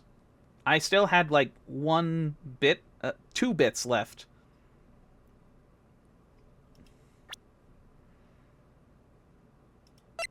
Let me take a look.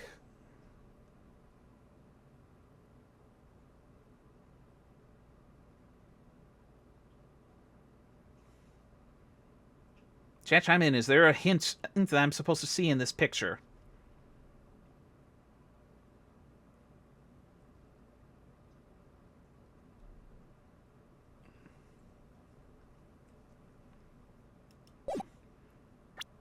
Wait, look at the hand of the shooter.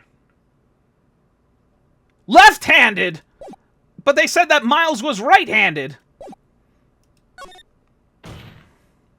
Your Honor, there is something decidedly strange with this enlargement. What might that be? Mr. Wright, you will show the court what you mean. What is this? Okay, here goes nothing. I'll show the judge what's strange in this photo.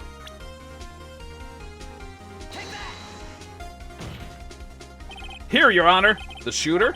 I'm not sure I understand. What about the shooter is strange? Look at the hand holding the pistol, Your Honor. The hand? The hand directly contradicts another piece of evidence. This man's left hand does what?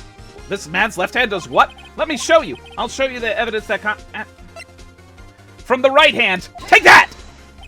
The evidence is clear. The man in this photograph is holding that pistol in his left hand. However, the prints on the murder weapon were from Edgeworth's right hand. Ergo, the man shooting the pistol in this photograph is not Mr. Edgeworth.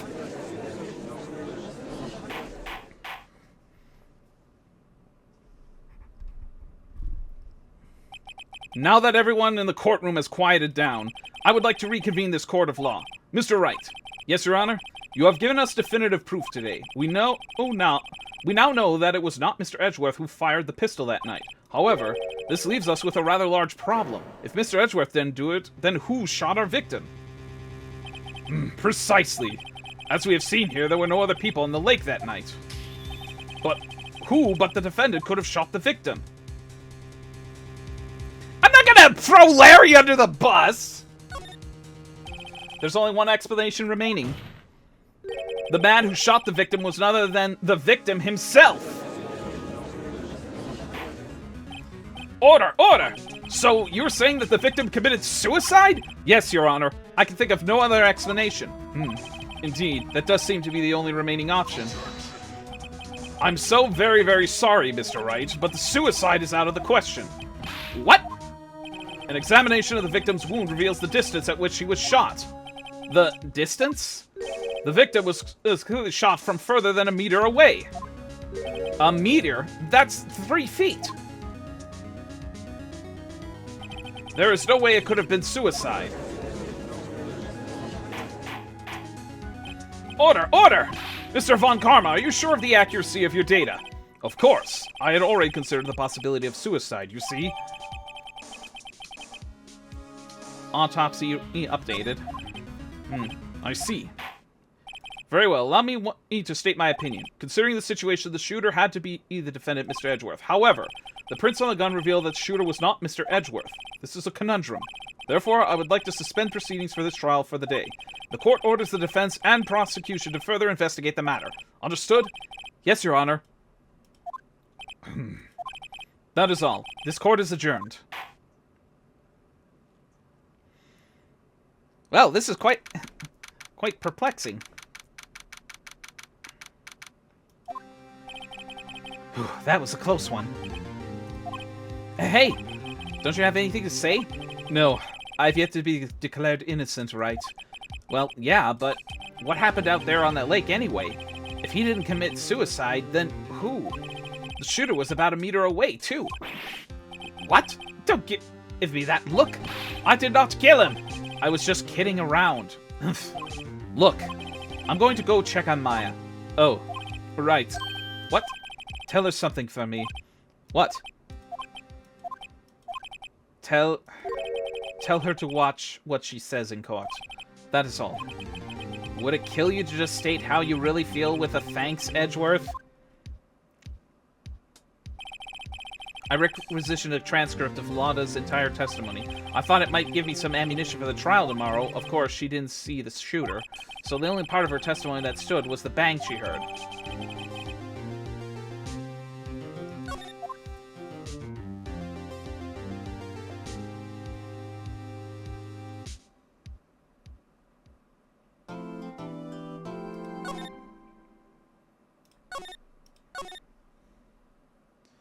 Hoy, Malenta. That Von Karma does not play around. What is it? Profiles? Christ, he looks like the Grim Reaper. Manfred. Maya! Hey, Nick, it's you.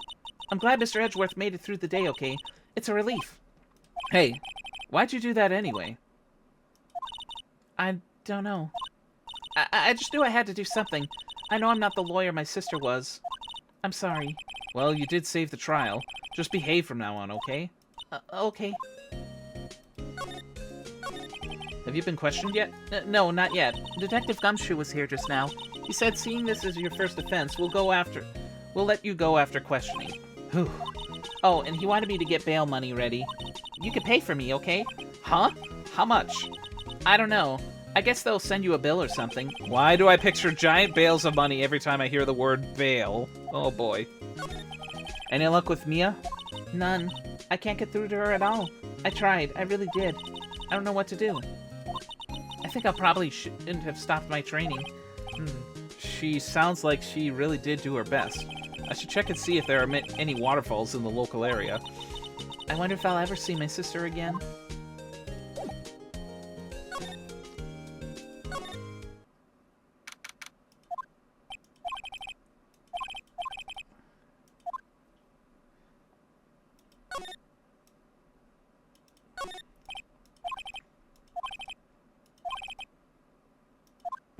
Spending time watching TV.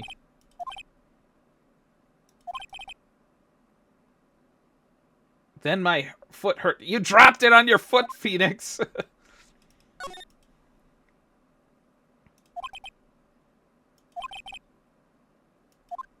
Waiting for a chance to just sneak it up on the wall. Its name is Charlie.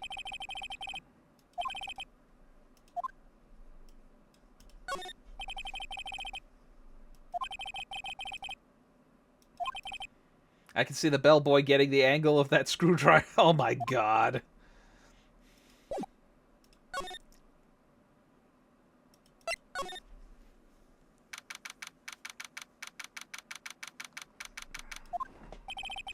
Detective Gumshoe's not here, and Wolf's dog became a plant. Uh-oh.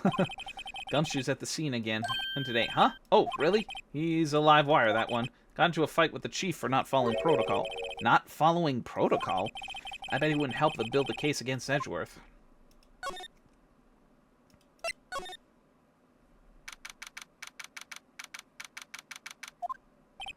There are fewer than yesterday, but the cops are still around in the park. I wonder if Detective Gumshoe is here today.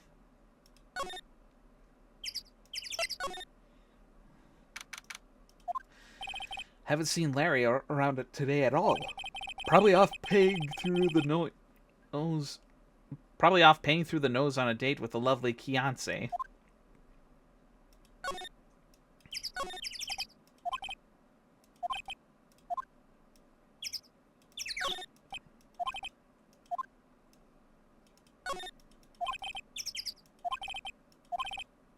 Somebody needs to redecorate.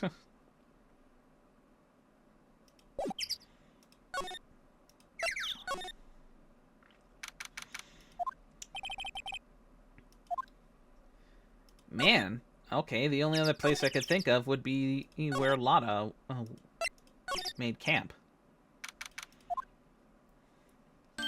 Hey, Detective Gumshoe! Hey, pal. The trial today, Yes? What about the trial? Well, I was going to say good show, but it wasn't really all that. Though you did save Mr. Edgeworth, I guess. I just wasn't sure how to thank you, you know? Thanks. Dick. Detective Gumshoe, any idea what strategy Von Karma is planning for tomorrow? Sounds like he's bringing in another witness. Another witness? Oh, right. He said something about that in the trial the other day. And I wonder if that other witness might be the killer.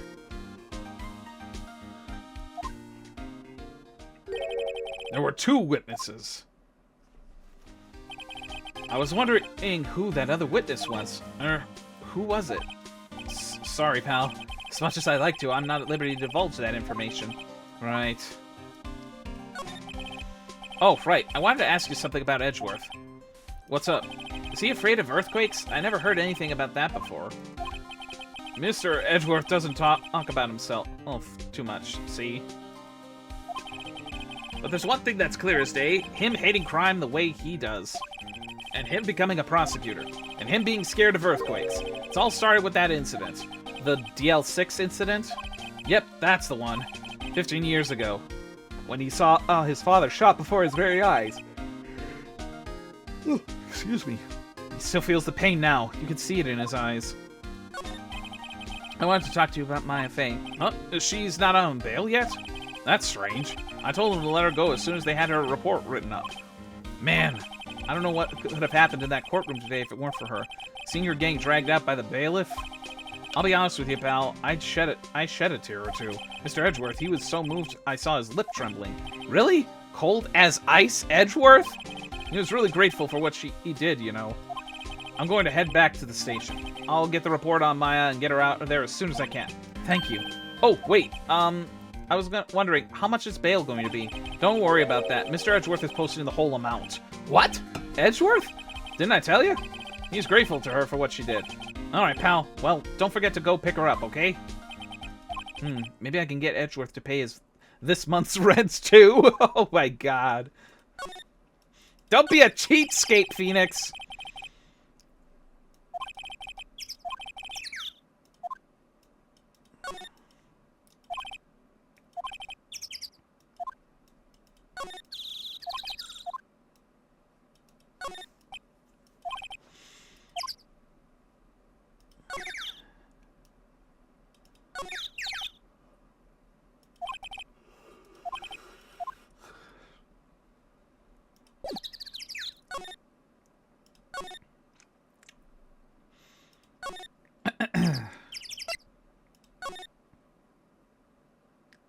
Alright, nothing to be found there.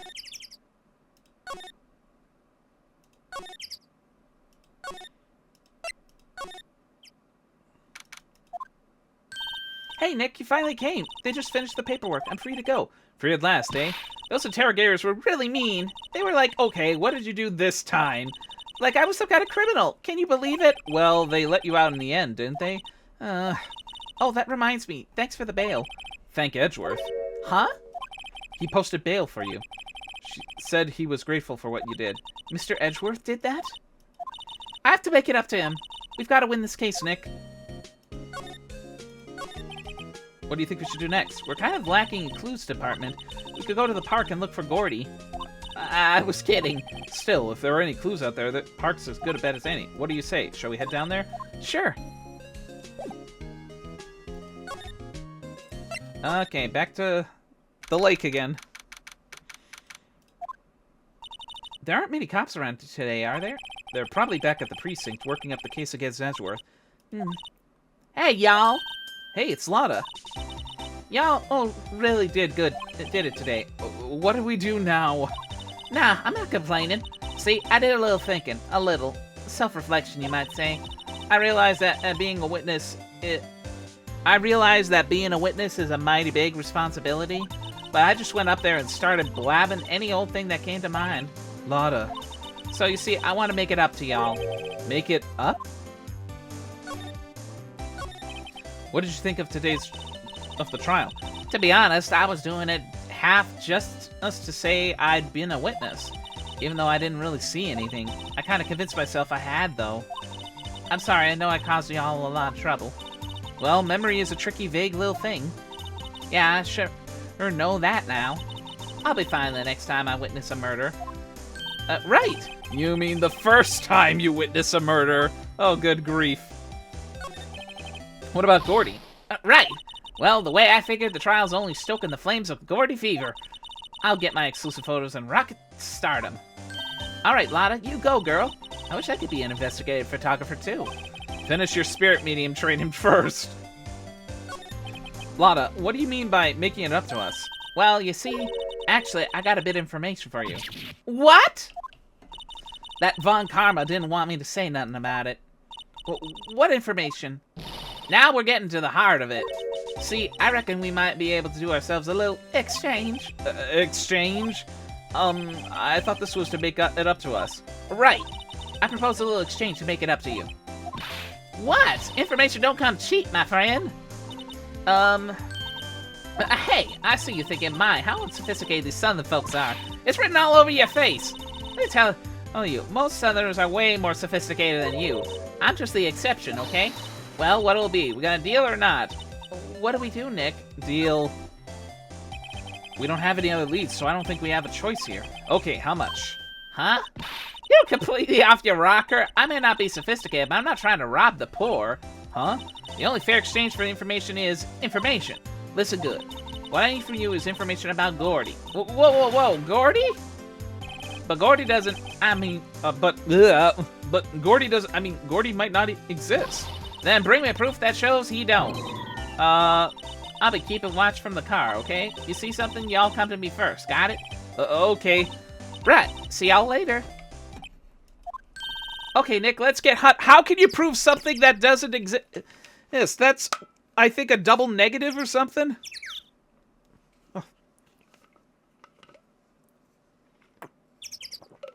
Oh, okay. Okay, Nick, let's get hunting. Hunting? You don't seriously mean Gordy? I sure do. What about Edgeworth? We're searching for Gordy for him, Nick. Don't you get it? Okay, and how exactly do we search for a make-believe monster? Maybe we could find a monster myth specialist?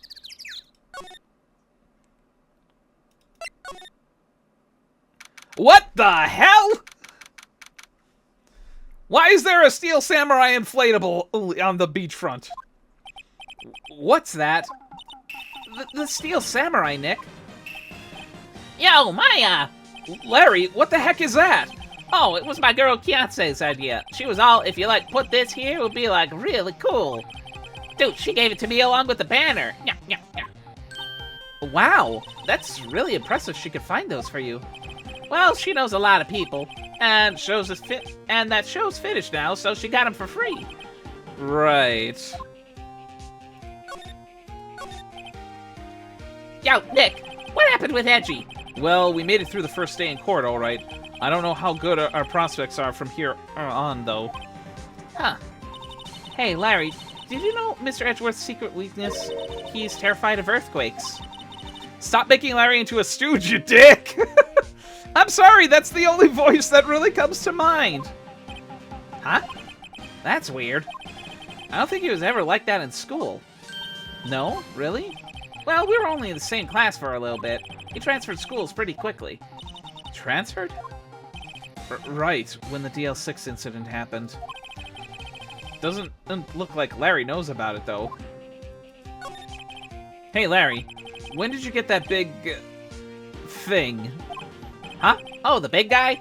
I've had that for about a month, yeah. It's a big hit with the kids. Why wasn't it there yesterday? Huh? Huh? Oh, right. The compressor was busted. Compressor? Yeah, that's a little unit by my hot dog stand. That's why I used to put air in the Steel Samurai. It broke a while ago, so I sent it in for repairs. Oh, and here I thought you'd inflated it by yourself.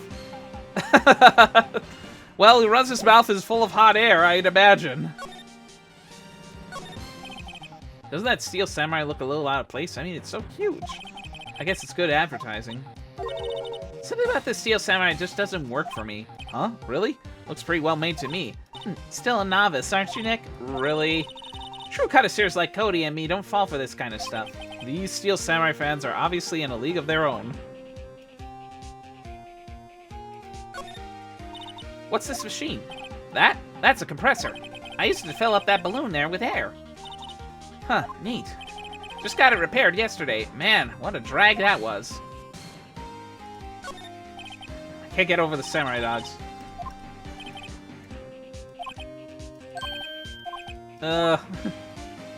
It's basically the same scene, just different assets. Wait a minute. I wonder.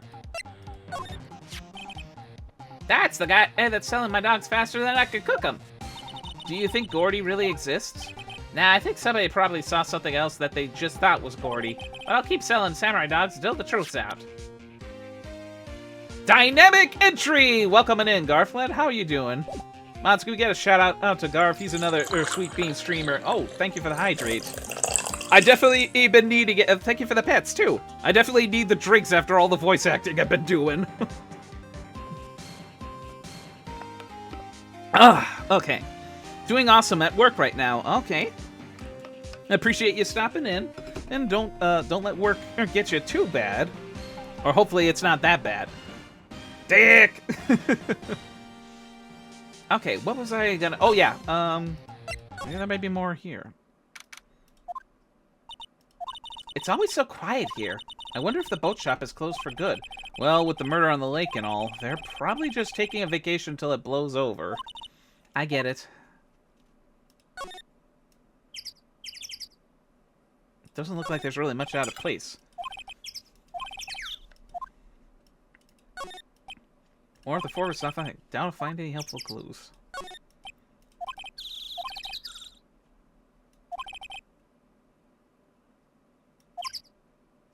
Wait, what did that say?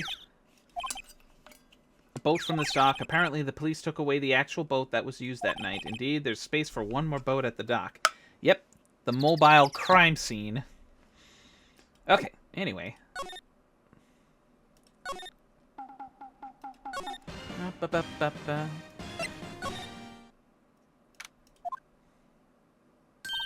Hey, y'all. Well, y'all find anything about Gordy? No, nothing. Well, keep moving. It gets cold out here at nighttime. It's a little chilly. I think I have to sneeze. Whoa. No, you don't. No sneezing. Achoo! And there we go. I told y'all no sneezing. See, I set the camera to something's a little softer than a bang. It'll trigger on one of Von Karma's finger snaps now. Oh, I'm sorry. Yeah, well, sorry's nice, but what about my film? Nick, pay the lady. That's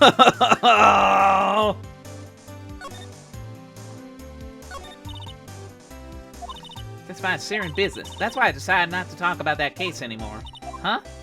Well, didn't you say you had information about the case? Tell us at least. Like I said, I'll trade it on dirt on Gordy. What are you going to do if Gordy doesn't exist? I'll quit being an investigative photographer. What? After all, I only have one photo to my name so far. Was it a good one? You bet, a UFO. UFO? Anyway, if I can't get a career making photo this time around, then that's it. I'll quit and go back to school. Huh? So you really are a university student? Yeah, well, I'm taking a bit of a break for a bit. Right.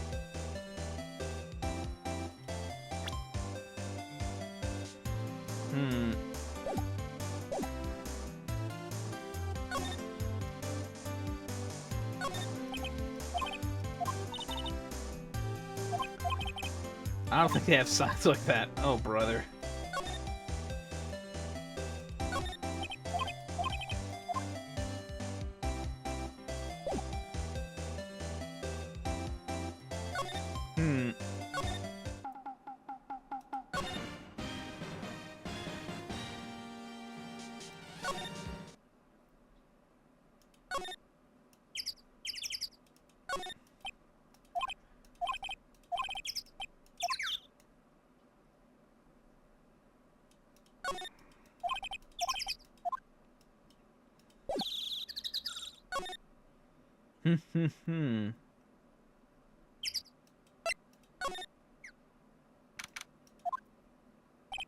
Hey there, pal. What's up? You look out of sorts. Wait, you didn't go and do something that's going to hurt Mr. Edgeworth's case again. What do you mean, again? Whatever, have a seat, pal. I'm here for you if you need anything. Besides, money, that is. Sorry to disappoint you, pal. I'm drawing a blank. How's the investigator seat? It's not really. We have another meeting coming up. We're supposed to talk about Mr. Edgeworth's motive. His motive? See, Mr. Edgeworth's father died in the DL6 incident, and the guy who got the lone suspect declared innocent was the victim in this case, Robert Hammond.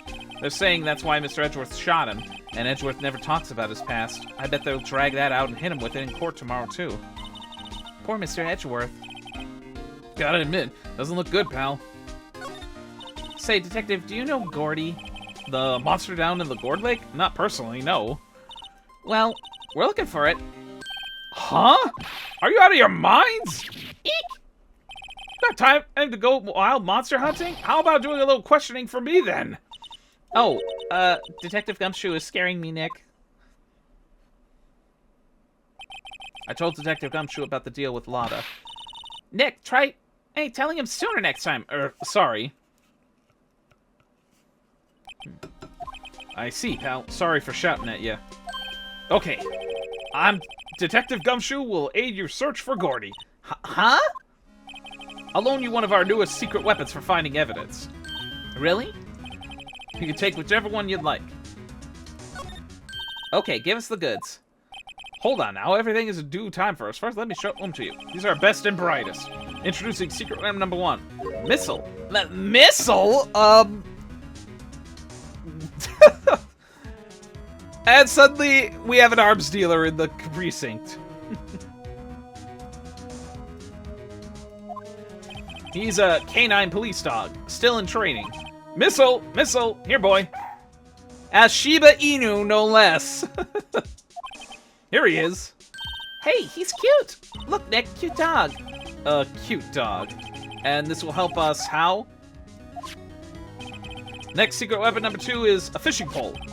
Here, this is my own personal pole. Detective Gumshoe, we're looking for a monster. Yeah. How are we supposed to catch a whole sea monster with a fishing pole? Never know till you try, pal. Yeah, I've seen bigger, just as massive fish in Okami get pulled by a simple pole. Okay, this next one is the last one. No, please, I'm already overwhelmed by our choices. Secret weapon number 3, a metal detector. Here. Detective Gumshoe, we're looking for something alive. Right. How are we supposed to find it with a metal detector? Hey, you never know. It might have been eating soda cans. Oh, my God. Well, which will it be? I can't make up my mind, Nick. They all seem so perfect. I can't make up my mind either for a totally opposite reason. Oh, well, I suppose it can't hurt to borrow one of them. I'm going with the metal detector only because I have a feeling on something. Can we borrow that metal detector? Sure thing, pal. Not sure what we're going to find with this. Hunting for a monster. Anything is possible.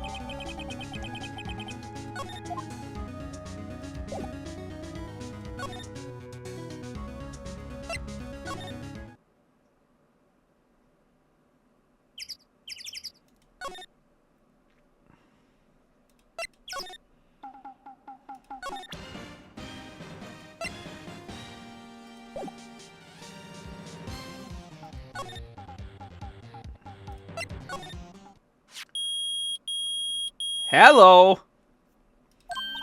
Nick! It's beeping! The metal detector's found something! Sure is loud enough about it. Whatever it is, it must be in those bushes. Go check it out, Maya. Why do I have to check it out? I have a feeling I know what's gonna come up. If there was apparently 1 shot, 2 shot, 3 shots, then there might be another bullet somewhere. Nick! Look! Huh? An air tank? Huh, the valve looks broken. Okay, maybe not exactly what I was thinking. I thought it was Gordy. Maya, first of all, why would Gordy be in the bushes? And second of all, why would a metal detector react to a sea monster? Oh, huh? There's something wrapped around this air tank. It looks like a string of flags? Well, we might as well take it with us now we found it. It's heavy.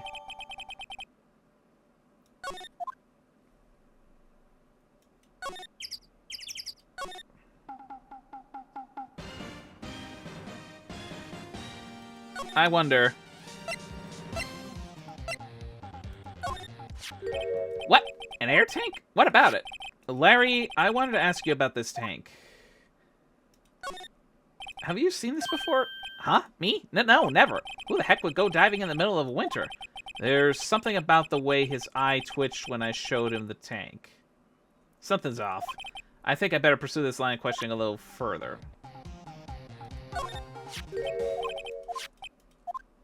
Is it yours? Oh, why would I have a thing like that? Look, see how there's a string of flags around the tank valve? It's just like the string of flags around your steel samurai there. Must be a coincidence. There's string of flags everywhere these days. Like elementary schools. And used car dealerships. Look, why would I need a tank anyway? You used this to inflate that, didn't you? Inflate what? What else? That big puffy steel samurai. Now why would you ask me a question like that? Looks like I hit the nail on the head. Right.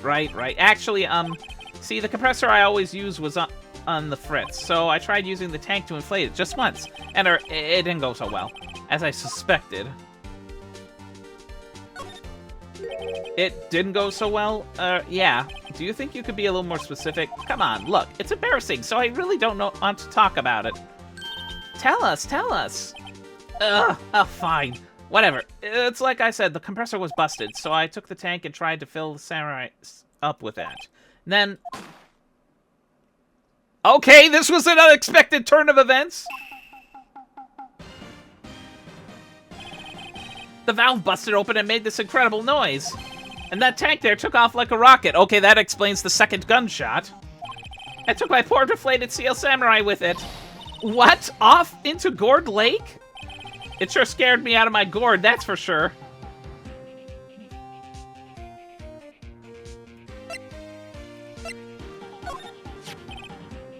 That's the guy. Okay. The flying air tank. So the tank of the steel samurai you were trying to fill up flew away. What happened next? Well, all that happened on the 20th or so, the 20th, a week ago. Now, as far as I could see, the tank went flying into the lake, so I went out every night in a boat looking for it. I mean, Kyatsu gave me that steel samurai after all. And when did you find it? Just the night before last. It flew way out there. It took me a whole 4 whole days to find it. The night before last was the night of the murder. Sorry for not telling you, Nick. Actually, I was here on the night of the murder. But you see, I went home before midnight. So you didn't know about what happened? No. That's too bad. It's not all bad. We solved one mystery at least. A mystery? Maybe we should go tell her. Yep. Okay, so right off the bat, I managed to get the correct stuff. Okay, fine.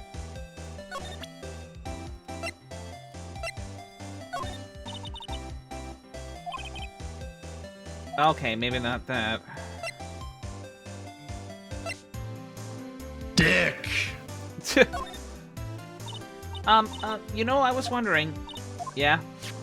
what if you get a picture of Gordy and it turns out like this enlargement did? Yo, crazy! A blurry picture like this doesn't make a hit story. I need a picture that screams, "I'm Gordy, hear me roar!" Talk to her. Okay, yeah. Okay, I jumped the gun on that. Well, Mr. Lawyer, I've got info you need. Y'all got a scoop? Lada, there's no such thing as Gordy. What? How do y'all be so sure? Really, Nick? Y'all got some proof that Gordy doesn't exist? The proof that Gordy doesn't exist is here. No lawyer worth his badge would make a claim without the proof to back it up. Here's the proof that Gordy doesn't exist. Larry's air tank? What are y'all doing with an air tank? This is Gordy. Excuse me? What exactly are you saying, Nick? There's a stand near here, a hot dog stand. There's a giant inflatable samurai doll there. About a week ago, an idiot who happens to be a friend of mine tried to fill it. He used this air tank, and when the valve blew, the tank flew into the lake. Apparently, it made a pretty loud bang when it flew. Bang? The tank, along with the still deflated samurai, fell into the lake. At the same time, a couple was taking a photograph of the lake. This photo... Wait, so you're saying that Gordy is really the Steel Samurai?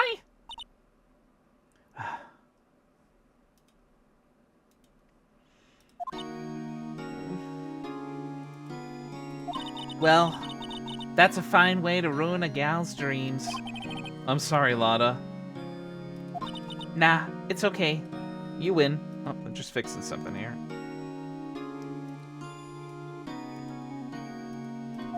I'll give you the info, like I promised. Poor Lada. So, tell us this information you have. A promise is a promise, I guess. I overheard the cops around here say something about that witness tomorrow. They said he's the caretaker of the boat rental place up the path here. Boat rental? There's someone there? I mean, it looks so deserted. Just an old guy, living all by himself.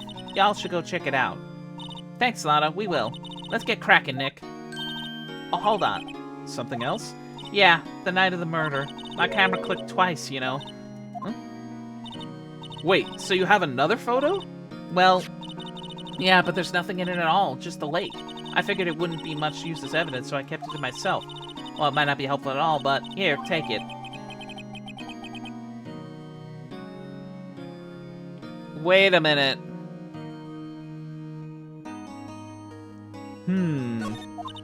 Bye now. Y'all take care. Time for me to pack up and leave. Poor Lada. It's all Larry's fault.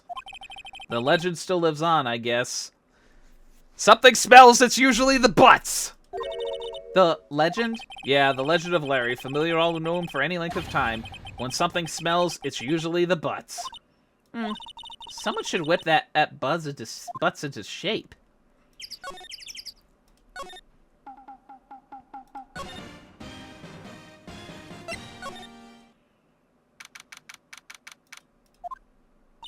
Hey, Nick.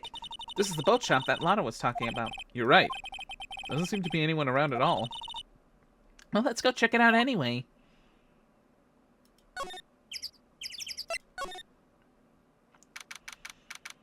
And there's a scarlet macaw. And a fishing... Oh my god, I thought that was a gun, but it's a fishing pole. Oh my god! Meg, that you? Hey, is that Keith with you? Where have you two been? I've been worried sick. Dick number 4. Oh god. Nick, you handle this. I think I'll leave this one up to you, Maya. Meg! Yes? Finally made up your mind, have you? My mind? This guy is off his rocker. You'll run the pasta shop when I'm gone. Shut up, Meg. Pasta? Glad to hear it, glad to hear it. You make your old man proud. This guy is about as unreliable as spaghetti on wall. My God. When you kids left the house, I didn't know what to think. I'm supposed to keep this place running, old man like me. Polly, the kids are home. Hello, hello. Ah! Nick, what was that? A parrot, the one on that perch. Keith, yes? I'll leave the wet noodle in your capable hands, Sonny. Nick, what's the wet noodle? The parrot is dick number 5, because birds are dicks. Nick, what's the wet noodle? You don't want to know. Based on the available evidence, I'd say that's the name of his pasta shop. Probably meant to be the ramen shop in the original. That's a relief, isn't it, Polly? Hello, hello. Yep. Oh my God. He fell asleep. I guess he's relieved.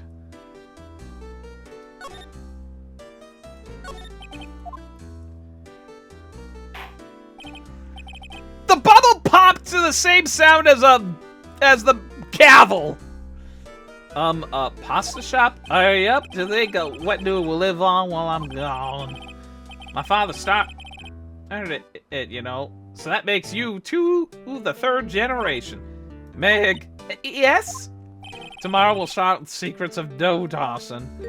The dough tossing? You too, Keith. Yes? You'll be the best pasta wrangler the West has ever seen. Pasta wrangler? The West? Isn't pasta from Italy? Meg! Yes? You know the best pasta's always been made west of the Rockies, don't you? Right, of course. Everyone knows that. Nick? Huh? How long do we have to keep up this all-in-the-family charade? This old man must know something about the murder. We're not leaving until we find out what that is.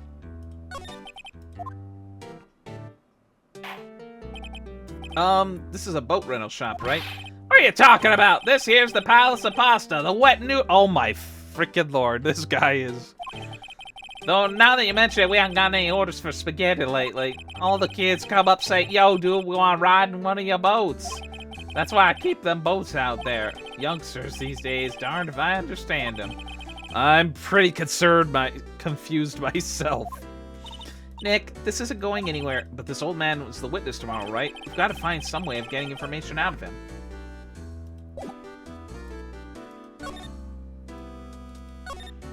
Wow, there's lots of various fish in Gourd Lake, aren't there?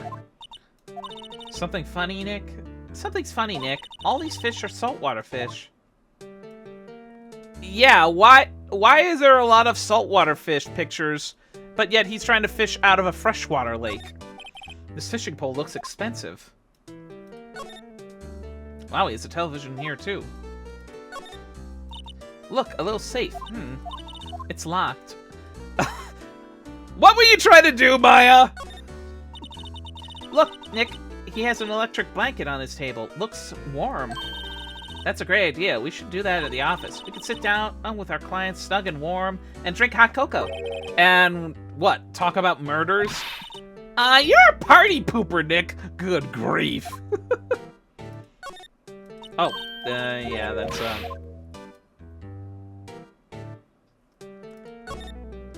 Wow, what an amazing parrot that is. Good morning. Hello? It ignored me.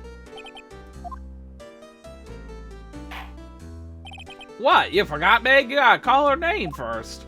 Her name? Polly, how have you been? Hello, hello. Quack. See? Neat. So the parrot's name is Polly. Too bad all she says is hello. Old Polly can say lots of things. You just need to know the secret words. The secret words? Polly, Polly, what is your name? Polly! Quack. Cute. Maya's found a new friend.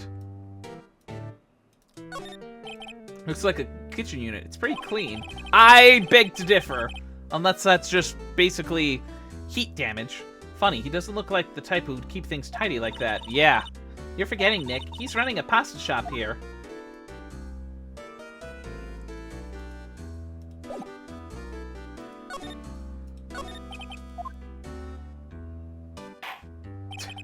Ah, my memory's gotten worse of late. That's why I just tell everything important to old Polly here.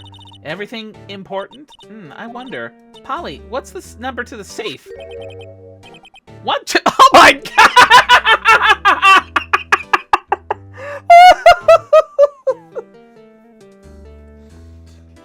Oh my god!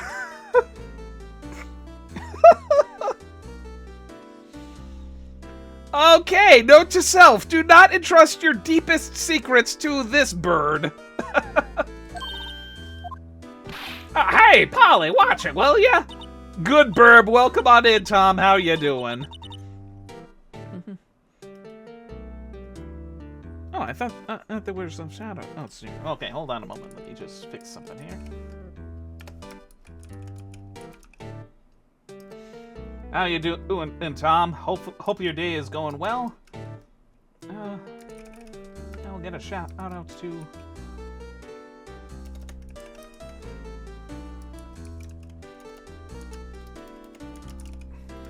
I am. Okay, I gotta. All's good. How things? Yeah, things are going good. I don't know if that shout-out function is just limited to once per channel, or if one of you mods could also try to give a shout-out to Tom. Much appreciated. See, Nick, all it takes is a little clever thinking. And a criminal mind. Quick, Nick, write that number down. Hey, don't get me involved in your little heist schemes.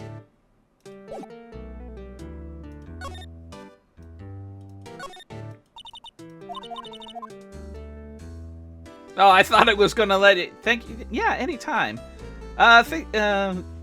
Things are going good. Dealing with another snowstorm that's dropping not only snow but ice on us. Ugh, it's not pleasant.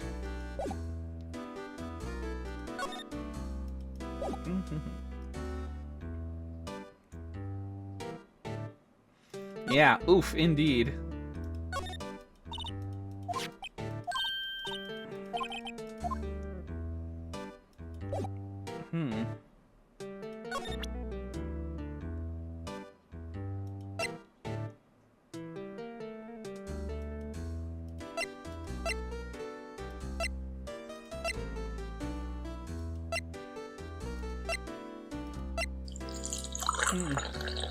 Oh, hydrate. Yeah, thank you for that. Can't relate, ain't it's suspiciously warm today. I'll take your warmth any day.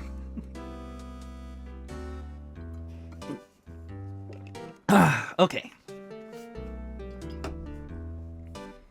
Well, there's gotta be something here.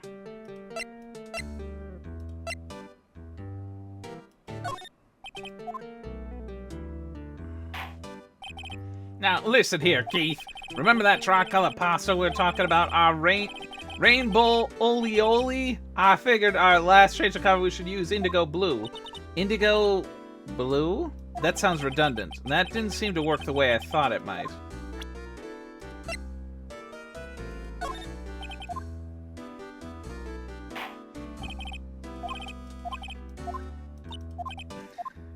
Okay, that didn't work.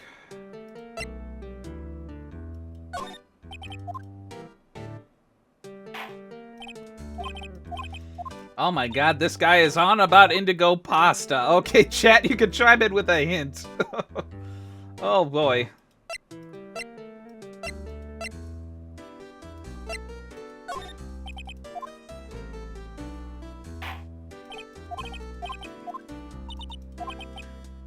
The badge?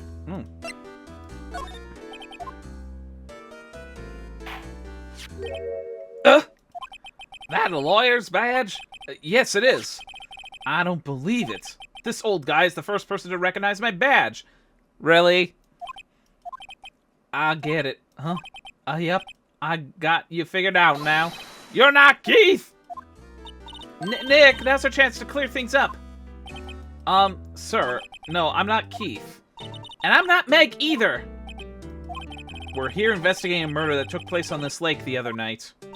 Please help us. A lawyer, huh? The amount of snot you are making figuring every time you pop that oh my god, shush. Please, mister. Alright, I'll help. But on one condition. What's that? When this case is over and done, you'll run the wet noodle. Oh, for fuck's sake. I'm thinking this might be an empty promise, but whatever. Okay, we promise. Nick, are you sure about this? Hey, anything to get this case solved. Also, who wouldn't want to eat Phoenix noodles? I guess so. That's my boy. Good for you, Keith. Oh, wait. Didn't I just say you too, Meg? Yes. Yes. You bring a tear to the old man's eye, you know. Now, what's that you want to know? Speak up, Polly. Hello. Quack. Now he's talking to the bird again. How do we get him to talk to us? Polly here's my old friend in the world. Is that right, Polly? Hello. Quack. Yup. Well, that didn't work as well as I'd hoped. Yeah, I've seen this. You know something about this, sir? Keith? Yes? It's okay. You can call me Dad. Oh, God. Dad! You know something about this? Yep, the other night, out on the lake. Yes. I know all about that. I seen it. What? Tell us what you saw. Well, I suppose, since you're taking over the shop and all.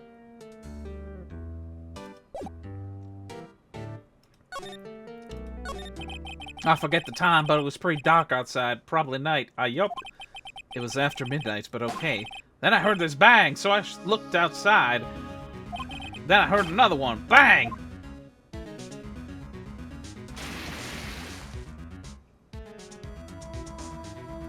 Oh boy. A little while later, this boat comes back. Then a young man walked by my window here. He was muttering something to himself. Yup. What did he say? Yup. I forgot. I'll remember tomorrow by court time, promise. We need to know earlier than that. You know what? Little Terry was just here. Terry? Yup, the kid next door. He's used to make him cry, remember? He was wearing this tattered old coat. Got himself some whiskers growing on his face. He must be talking about Detective Gumshoe. Comes up and tells me to come down to court tomorrow. Really? Somehow I don't think we're going to get much useful information from this guy. Maya, maybe we should be leaving. I think you're right. Oh, wait, I had one more question. Huh? Polly, have we forgotten something? Squawk! Don't forget DL6. Squawk! Huh? What did she just say, Nick? One more time, Polly. Don't forget DL6. Squawk! What? The DL6 incident? Hey, Dad! This is getting weird. Who is this old guy? Why would that bird Polly know about the DL6? We have to figure out who that old man is. Oh, what? He locked the door from the other side. Who could that old man be? I think I need to do a little more research on this DL6 incident. Maybe I should ask Detective Gumshoe. Okay, so the plot thickens. And not the noodles, either.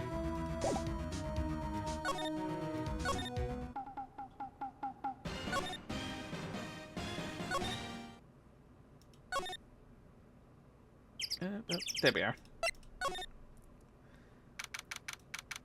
December 26th, Police Department. Okay, let's try that shit out again.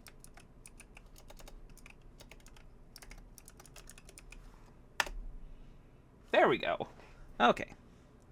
Onward and upward. Hey, pal! Long time no see. You don't look so happy. What's wrong this time? Actually, we want to ask you about something. Yeah? You know the boat rental shop down at Gourd Lake? Oh, yeah. The old man who runs it is appearing as a witness in court tomorrow, right? Huh? How'd you... that was supposed to be top secret. Do you know who that old man is, Detective? Actually, I don't. He's a bit of an odd bird. I haven't been able to get a straight answer out of him. I decided the first that he wasn't persuasive enough to stand and testify as witness. That's why we called Miss Lot out of Heart yesterday. As for who he is, we have absolutely no idea. Sounds suspicious. Detective Gumshoe, please help us. Huh? We need to know about the DL6 incident. That was when Edgeworth's father died. I can't help but think that it has something to do with this current case. To tell the truth, I don't know much about DL6 either. Mr. Edgeworth forbade us from reading the file, so I'm afraid I can't show him to you either, pal. What? However, if you can convince me somehow that the DL6 incident is related to this case, well, I guess I'll consider opening the file up. And I think I have an idea as to what to present in that case. What's that? A parrot? The old man at the boat shop, at the boat rental shop's parrot. The parrot knew about that incident. That incident? DL6. What? Polly, have we forgotten something? Quack. Don't forget DL6, quack. Huh? I'm pretty sure that old man must have taught her that word. Yeah, but how would that old man know about the DL6 incident? Wait, what if that old man was connected to DL6? Nick, you think he might be... Yeah, anytime, Tom. I get you. Sounds like you need information on the DL6 incident. Though there is the station's through there is the station's records room. I'll give you special permission to go in and find out what you need. All right. Way to go, Detective Gumshoe. Okay, Nick, to the records room. I guess it's time we faced Edgeworth's past.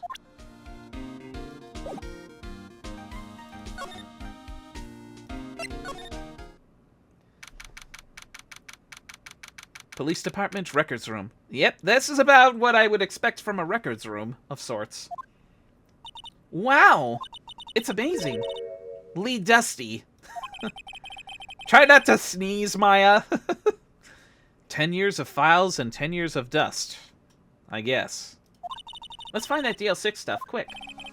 15 years ago, both me and Edgeworth were 9 years old. We're almost through with 4th grade when he suddenly transferred. Because of DL6? Nick, I found where the file is. Oh, thanks. Just let me know what you want to know about the DL6 incident. I'll go get at the right file.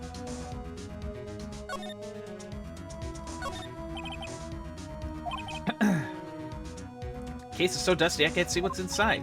Nick, it's locked. They must keep important case files in there. There's shelves stuffed with case files in the back of the room, too. Forgotten cases rotting away for eternity. Probably cold cases.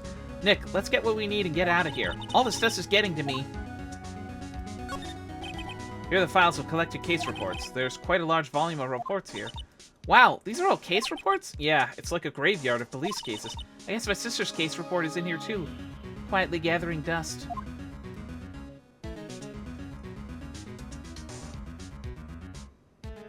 Oh? This cabinet is where they keep evidence for current cases. Some of the things are obviously murder weapons, others are who knows what. Most of it just looks like random junk. Nick, what do you think this clothespin is for? Don't touch that! It's evidence.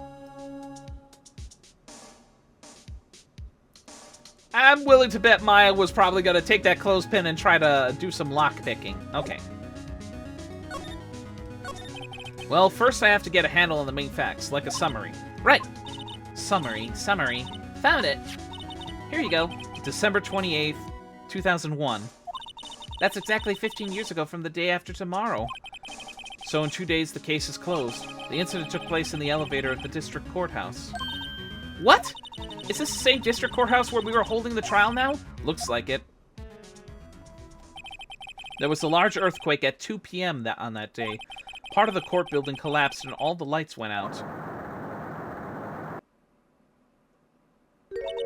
Wow, that was some earthquake. At the time, 3 people were trapped in the elevator. It took 5 hours for them to be rescued. 5 hours? That would be scary like that, in the dark. There was a lack of oxygen in the elevator and the survivors were unconscious. The survivors? One of the 3 in the elevator had been shot. In the heart. That was Mr. Edgeworth's father, wasn't it? He said that his father was shot before his very eyes, so Miles Edgeworth was one of the other passengers in that elevator.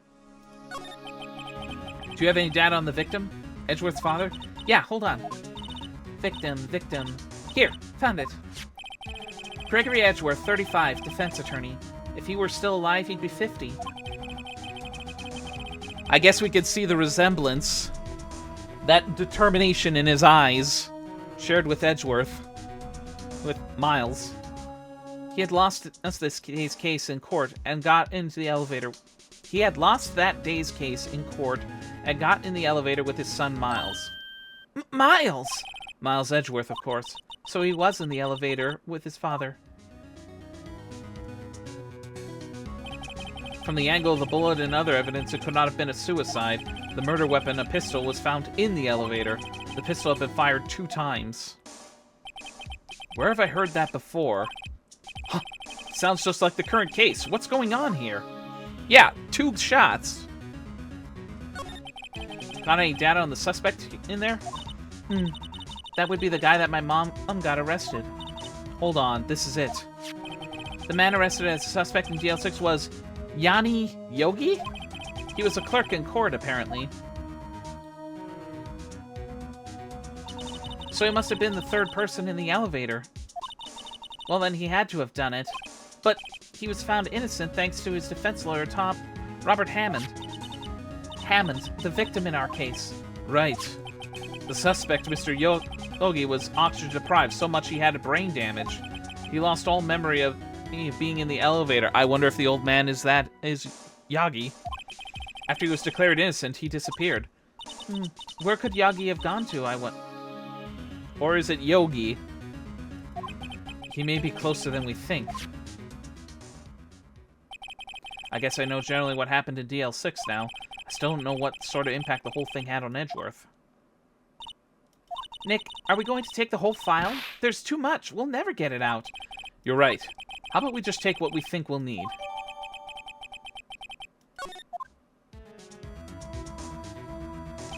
Right. That's probably all we'll be able to find here. Now all that's left is the trial tomorrow. I wonder how Dad will do testifying in court. To be continued.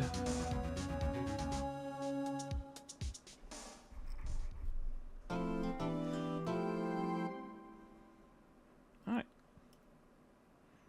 Oh, I saw Miles left earlier.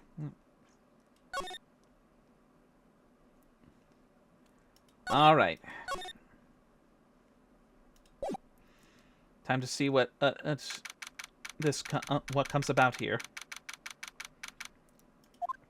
Order in the court. Will everyone rise? Court is now in session for the trial of Mr. Miles Edgeworth. The defense is ready, Your Honor. Very well. Apparently the prosecution is also ready. Who's the judge? Who is the judge here anyway?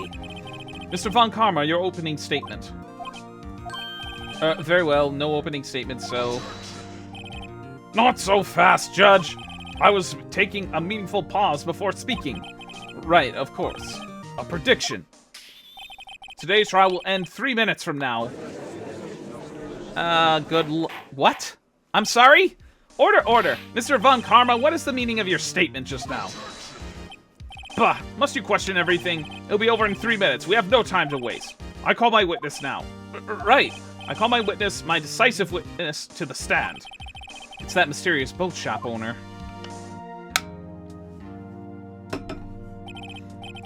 Witness, state your profession. Okay, I really gotta...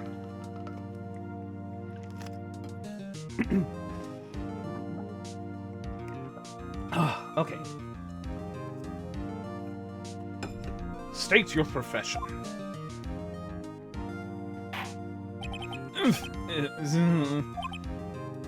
I am the proprietor of the restaurant, The Wet Noodle at Gourd Lake. And I also rent boats. That night of the incident, you were in the boat rental shop, correct? Yeah, I was. Please testify. Wait a second. We still haven't heard who this old guy is.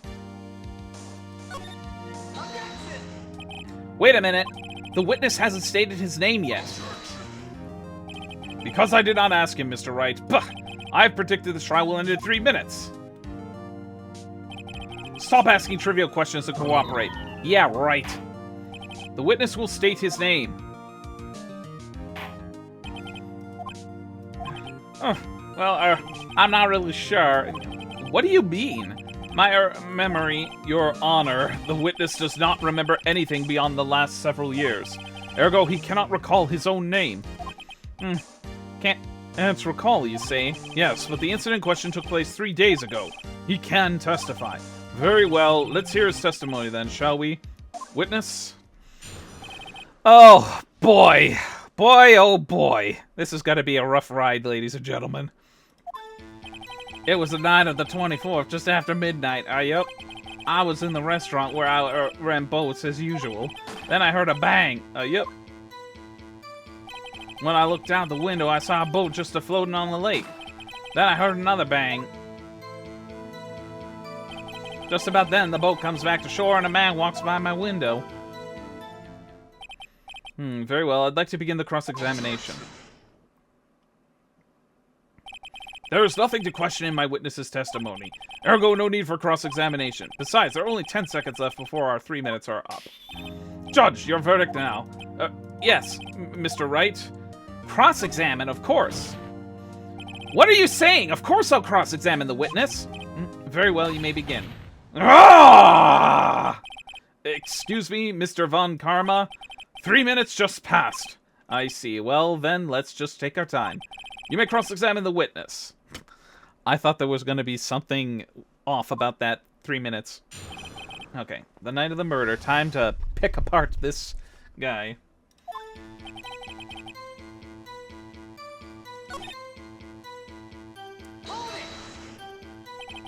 Is there anyone who could verify that? Well, I guess Paula could. That's not good enough for a court of law. Mr. Wright, exactly what's not good enough?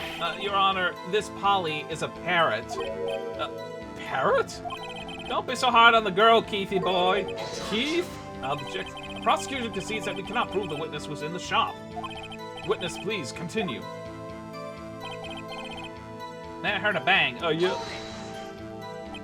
And where did the bang seem to come from? From the lake, I figure.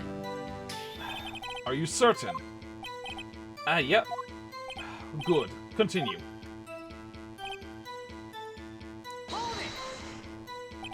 Was there someone in the boat? It was pretty far out there. I couldn't see clearly. But I figure there was 2 men out there. Yep. But you couldn't see them clearly? Yep. At the time, that is. At the time? Then I heard another bang. So you heard 2 gunshots total? Yep. That's what Lana said in her testimony yesterday. Just about then, the boat comes to shore and a man walks by my window. By your window? Yep, by my window. Right outside the window of my little shack. And you could see this man's face? Well, the fog was pretty darn thick, but he was right there in front of me. I saw him. That's a rather important detail. Please add it to your testimony. I have a bad feeling about this. That man was the defendant. He was saying, I can't believe he's dead. Are you sure? My God. Uh-oh. Dad! Dead certain, Keith. He said, I can't believe he's dead as he was walking by, too. Witness, are you sure the person you saw was Miles Edgeworth? It was him, that Edgeworth boy!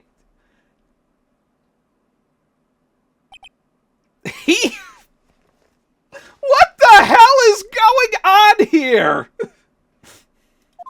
This sounds like decisive evidence indeed. I see no room for doubt. Von Karma, he lured me into cross-examining so he could set me up for a fall. Nick, I don't like the way things are going here. Everyone in the courtroom is glaring at us. I better act quick, or this trial is going to be over.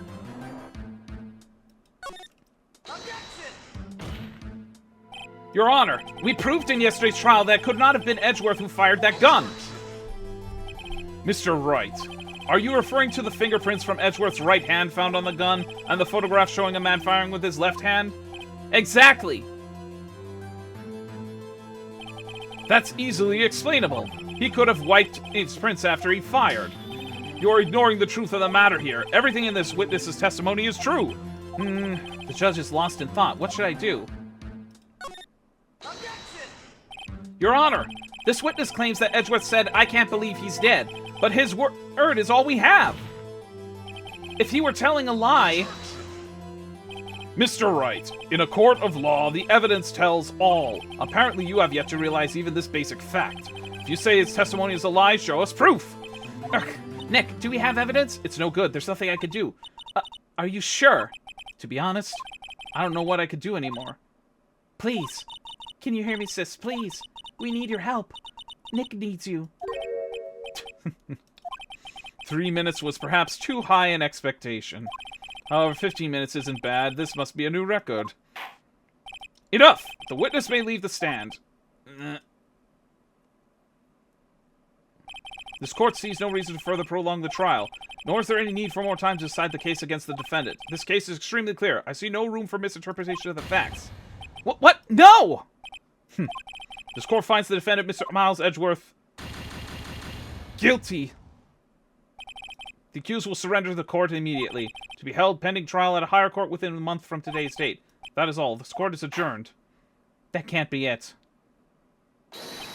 Wait!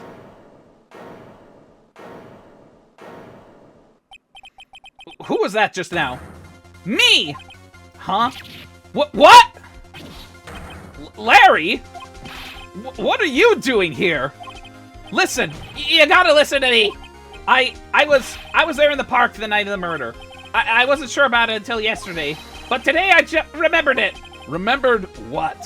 The gunshot! I heard it too! Order!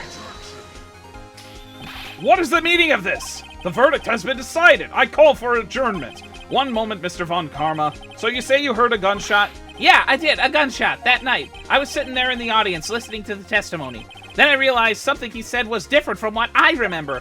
Anyhow, I can't just sit here and let you call Edgy a murderer. It's just not right. I'll testify. Let me testify. Order. Well, this is the first time something like this happened in my court. I'm not quite sure how to proceed. Judge, you've already given your decision. The trial is over. Nick, this is it. Larry's given us the final chance at this. She's right. If only it wasn't Larry, he could have made things even worse. Mr. Edgeworth was just declared guilty, Nick. It doesn't get any worse. You're right. Okay. Objection! Yeah, indeed! Your Honor, if there's another witness, it's our duty to hear him speak. Right here, right now. A waste of time. The verdict cannot be overturned. Allow me to speak my opinion. In all court proceedings, it is our duty to prevent an inaccurate verdict. In order to make sure no mistake has been made, every witness should be heard. What is this? I withdraw my previous verdict of guilty.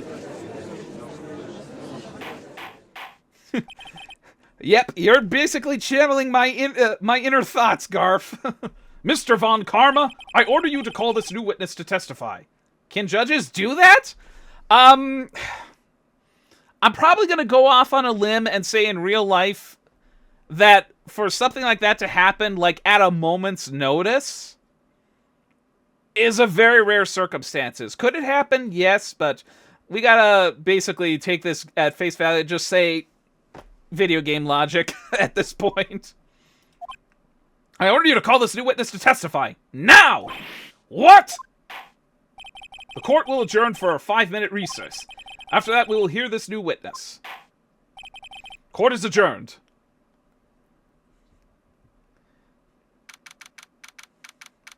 I mean, probably isn't unheard of that maybe in some extraneous circumstances, especially if there may be some malfeasance on one hand or the other, there could be a chance that the judge could just do that.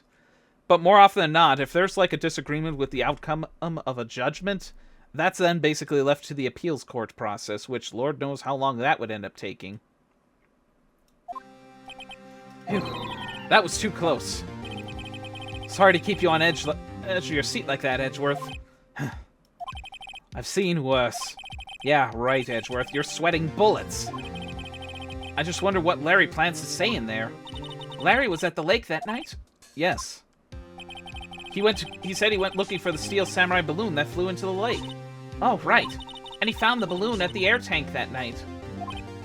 Yeah. Hey, Edgeworth. Huh? You say something, right? Yeah, a lot of things. You seem out of it. What's wrong? It's nothing. Mr. Edgeworth, there's something I've been meaning to ask you. What's that? Why are your fingerprints on the murder weapon? Oh.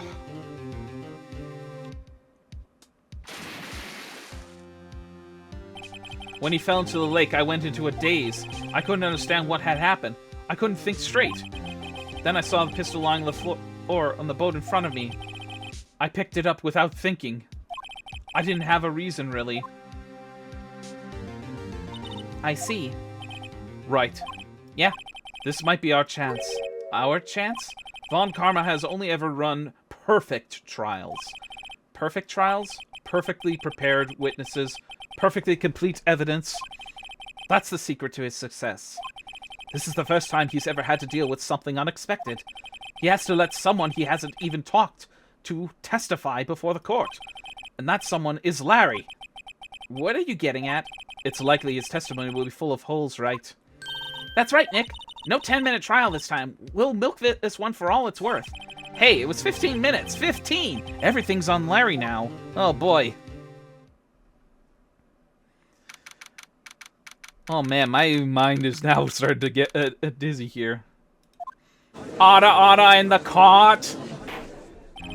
Court is now back in session. Witness, please testify to the court about everything that you saw on the night of December 24th. Right. Leave it to me. Please, Larry, don't mess this one up. I hate to admit it, but you're our last chance. Von Karma didn't even have time to prep his witness. I just hope Edgeworth is right about this being our big break.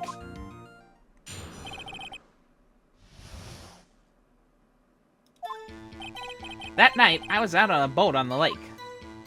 I was looking for something and I found it, so I quietly slipped the boat back in at the rental shop dock. Then, just as I was thinking about going home, I heard this bang. I looked out over the lake, but I didn't see a boat. So after I heard that single gunshot, I went home. Uh-oh. That was an unusually vague testimony, even for this court. In any case, Mr. Wright, you may begin your cross-examination. Yes, Your Honor. What's wrong, Nick? It's Larry. I have no idea what he's going to say if I press him. I'm a little scared. Well, we've come this far. There's no way to go but forward, Nick.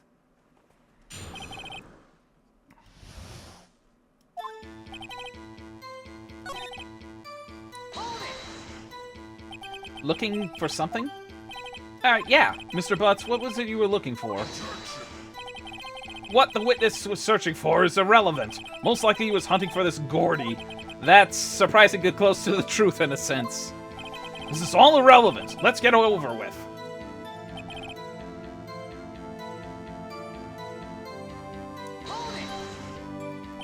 Around what time was that? Well, let's see. I figured it was out searching for about an hour. I guess it was around 12. Yeah. You're not sure? Hey, don't give me that face. I'm not some sort of human sundial, okay? People use watches these days, Larry. Where did the sound come from? Yeah, well, I wasn't too sure about that. I looked around, you know. Did you look at the lake? Yeah, I looked. I looked out over the lake, but I didn't see a boat. Wasn't there a boat on the lake? Order! Order! Well, Mr. Butts?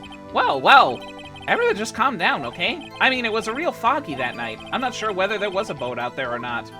Oh, okay, no problem. That's just the most important part of this case!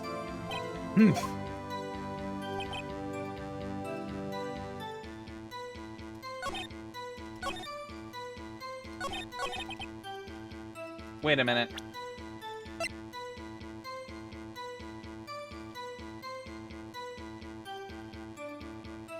I have a feeling this is probably the contradiction, because the murder weapon was fired 3 times. It was like single gunshot, then why was there multiple? I'm gonna take my chance and present this, because this feels like it's the right path. It is not. It does? I don't see... Huh? Really? Objection overruled. Try to think... That didn't go so well. So you only heard 1 bang, correct? Okay. Press. Yeah. Huh? Well, Nick, It was a pretty wishy-washy testimony, wasn't it? I guess I should just start working on the contradiction. Sorry, I wish I could be more helpful. I wish I could call my sister.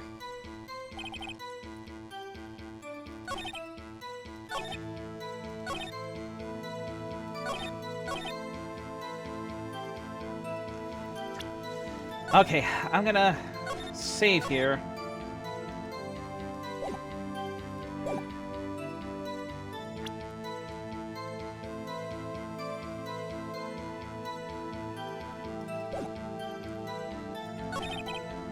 I looked over on the lake and I didn't see a boat.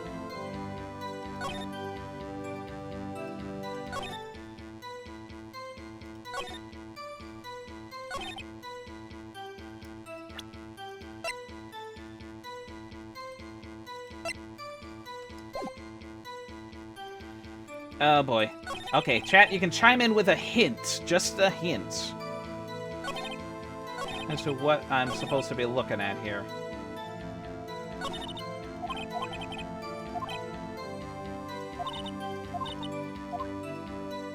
I feel like I was on the right track with that last statement and the gun. Mainly because the court record says it was fired 3 times. But if that's the case, then what were the other shots? Okay, hold on, wait a minute, I might have... Okay, I was on the right track, just wrong statement. Oh, wrong piece of evidence. Wait a sec, Larry. What? You only heard 1 bang? You sure? That's what I said. But Miss Lotta testified yesterday she heard 2 bangs. And the old man just now said the same thing. They both heard 2 gunshots that night. Huh? Were you even listening? Were you paying attention at all to what they said? Yo, Nick, please. Huh? You know, something's been bothering me. I'm a witness, see? I'm like a customer here. So you gotta treat me nice and stuff, okay? Oh, for Pete's sake. Mr. Butts, what? You only heard 1 gunshot. Are you sure? Well, to tell you the truth, I'm not sure. Not sure? How could you not be sure? Yeah, well, I might have missed the other gunshot. I was, listening to something else. Something else? My radio, dude, with my headphones. What?! Order! Order! And stop that booing! Where was the booing? Mr. Butts, you were listening to the radio with your headphones? Yeah, so what? That a crime?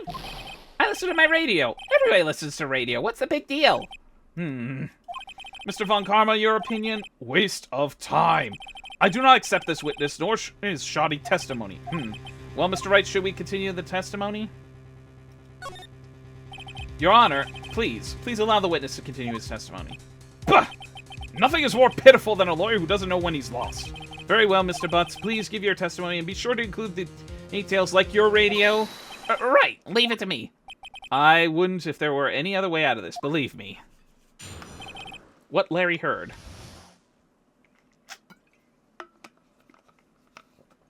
Whew, okay. It's lonely, being alone on Christmas Eve. That's why I was listening to All Requests show on radio, see? I was listening to it real booming loud, like... But I'm sure I heard that gunshot. I remember exactly what the DJ was saying when I heard it, too. You were listening to your radio at a high volume? Yeah, what's the big problem? Can't a man listen to his radio in peace? Is this a free country? I truly believe Larry has no idea what the problem here is. Judge, can you believe a word this witness says? What he heard was probably nothing more than a drum beat from the radio. True enough, it is difficult to believe his testimony. Wait, Your Honor. The witness said he remembers exactly what the DJ said when he heard the gunshot. Excuse me? DJ? An announcer, the guy who says things on the radio. Anyway, what this means is that when he heard the sound, no music was playing. The DJ only talks between songs, so he could have heard the gunshot from the lake. I'd like to cross-examine the witness, Your Honor. Very well, Mr. Wright. I can't believe I'm continuing this charade.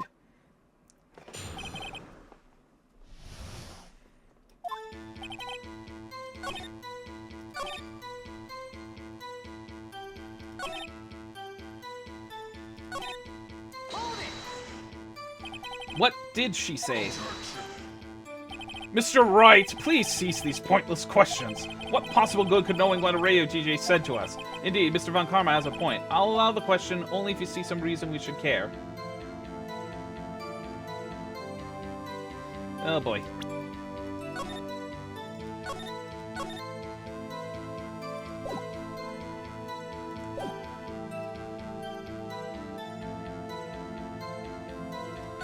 I'm gonna go on the bet that it could be a timing thing. It would be we should care, Your Honor. Of course we should. Why? Well, how would you know if we won't ask, Fine, very well. Mr. Butts, please testify to the court. What was the radio announcer saying when you heard the gunshot?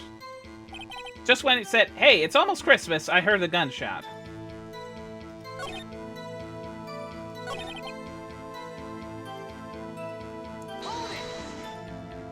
Are you sure? Of course I am. She had this real sexy voice. Maybe Von Karma was right. I'm not sure how that helped us at all. This is the most ludicrous testimony I've ever heard, but there's only one gleaming ray of hope in there. I've got to press it until we get to the bottom of what happened.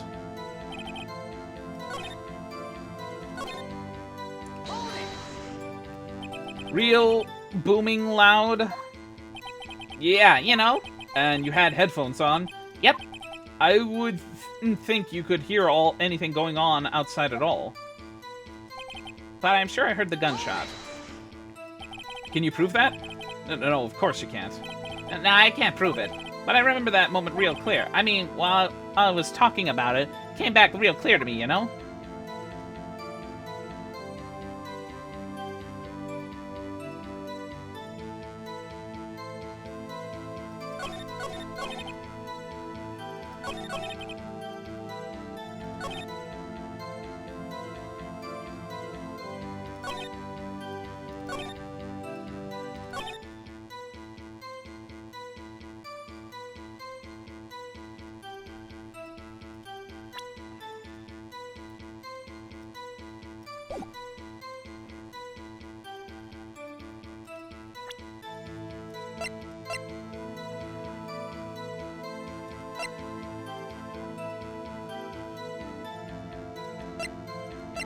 I have a feeling that this picture would play a role in it.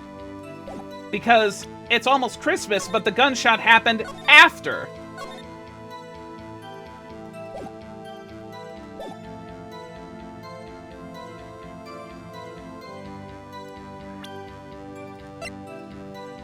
Okay. Chat, you may answer this. You may chime in. Am I on the right track in thinking about it's almost Christmas, you heard the gunshot, but then there was this picture that was taken? Am I on the right track?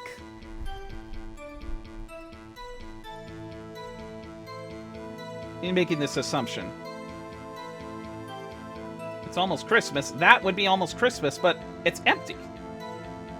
And the gunshot didn't happen until after.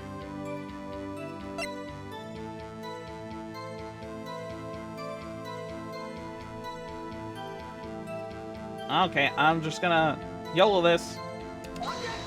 Nope, that wasn't it.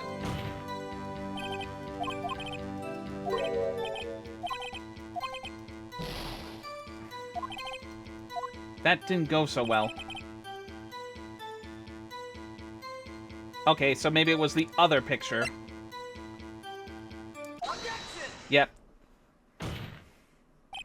Larry, are you absolutely sure what you're saying is correct? Uh-huh. What's with the face? You look scary, dude.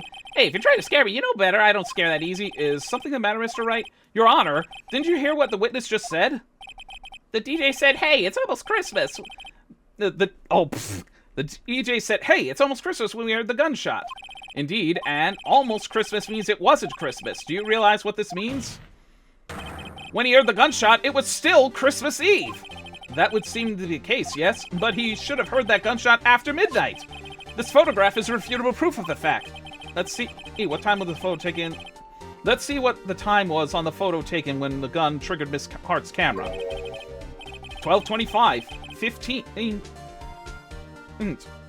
0:15. 15 minutes after midnight on Christmas Day.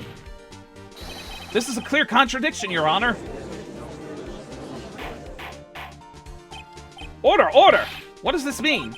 The two prior witnesses heard gunshots after midnight. However, this witness says he heard a gunshot before midnight. Judge, the answer is simple. The current witness is plainly mistaken. Just look at him. Suspicious. What? Well, Mr. Wright, what do you think about Mr. Butt's gunshot? Claim he heard the gunshot before midnight.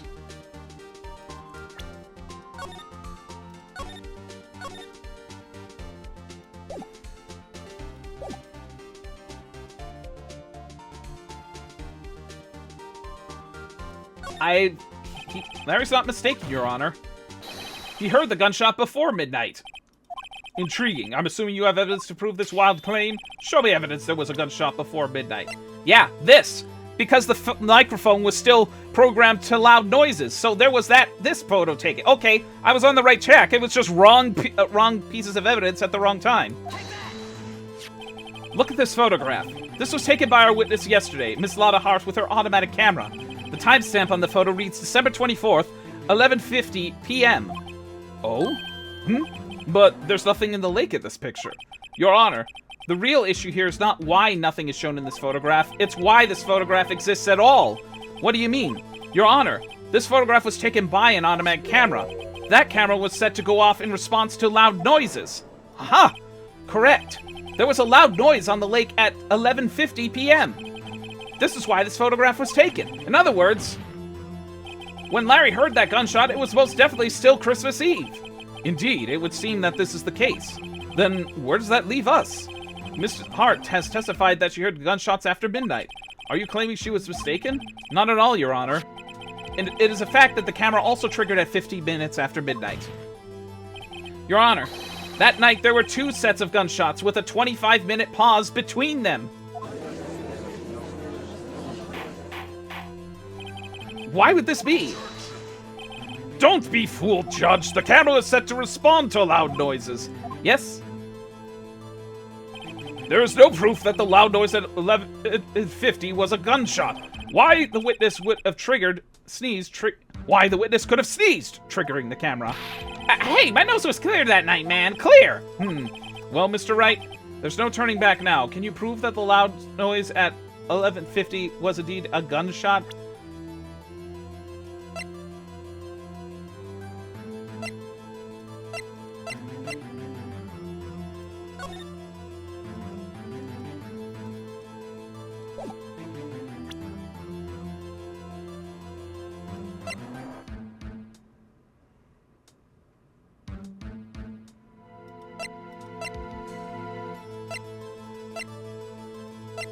Looking through the court record, it's probably going to ask me if I have proof to give.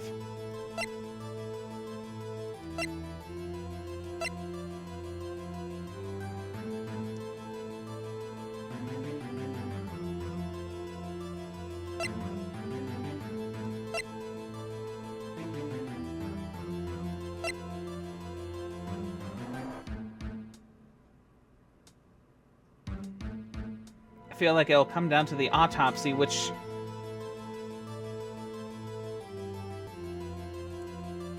because of that. Chat, you can chime in. And yeah, a hint on the answer. Please show the court evidence if you had any.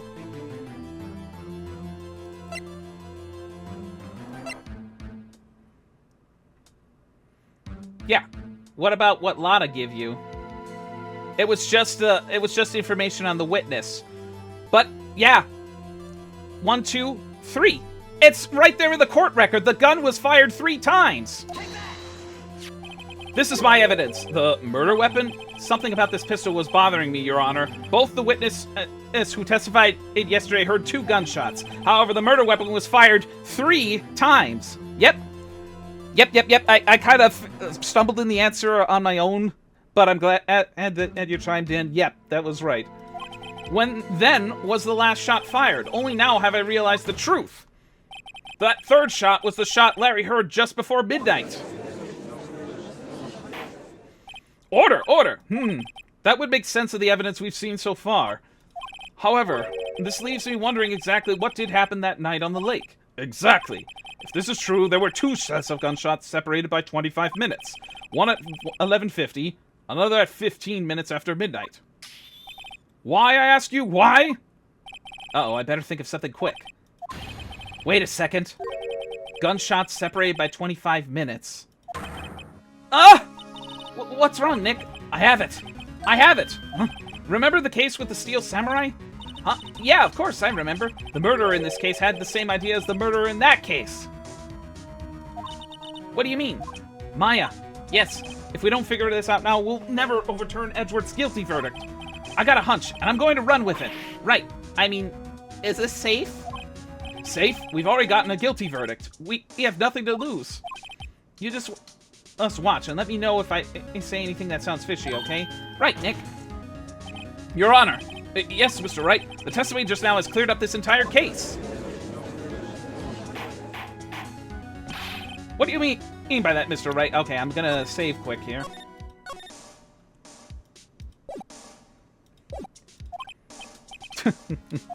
So you finally realized the truth? There can be no other murderer here than Miles Edgeworth himself. Wrong, Von Karma. A man was shot that night, but it wasn't Edgeworth who did the shooting. Listen, rookie. Take a deep breath and consider the facts.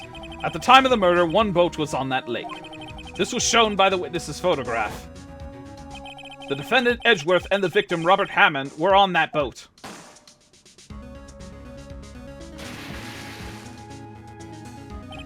There was a gunshot fired on that boat, and Robert Hammond fell into the lake. The distance of the shooting was 1 meter. It couldn't have been suicide. Well, the guilty party has to be the man on the boat. I admit that is hard to imagine any other possibility. Yes, but this assumes that the victim was shot at 15 minutes after midnight. What do you mean by that, Mr. Wright? We have photographic evidence of the time of the shooting. The timestamp on the photo says 15 in app. 0015. But Larry heard the gunshot 25 minutes before that. Robert Hammond was killed then, 25 minutes before the shot on the lake. That's the only way Edgeworth could be innocent. Mr. Wright, are you quite mad? Explain who the two men on the boat are.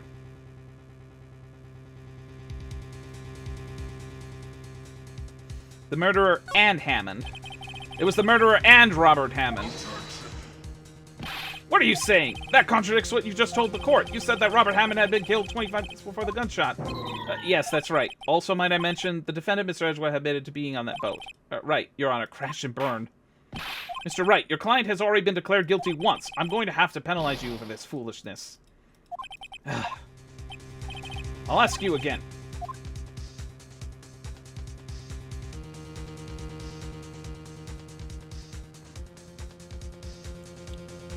Oh boy.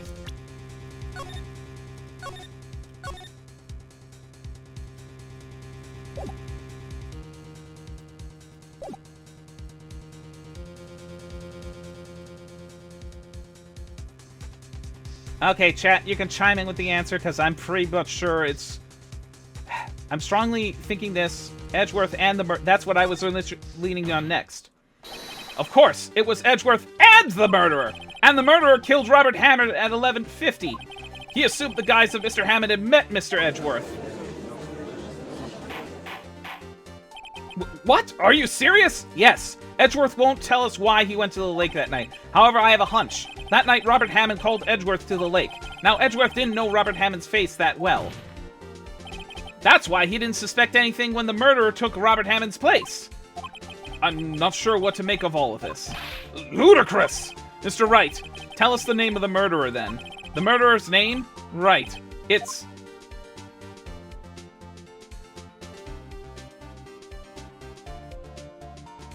I have a feeling it's gonna be... I don't know, because... Actually, I don't know the murderer's name. You don't know? Bah! Again, you waste my time! I don't know because he never told us. The murderer is the caretaker of the boat shop. That old man.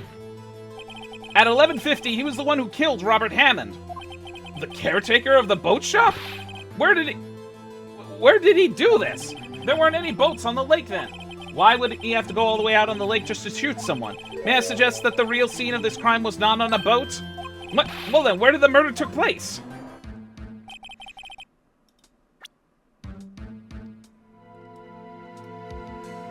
I'm feeling it's this. Here, of course, the shop where he lives. That way he could have met with the victim without anyone seeing. Do you have proof the boat shop was the scene of the crime? Recall Larry's testimony, if you will.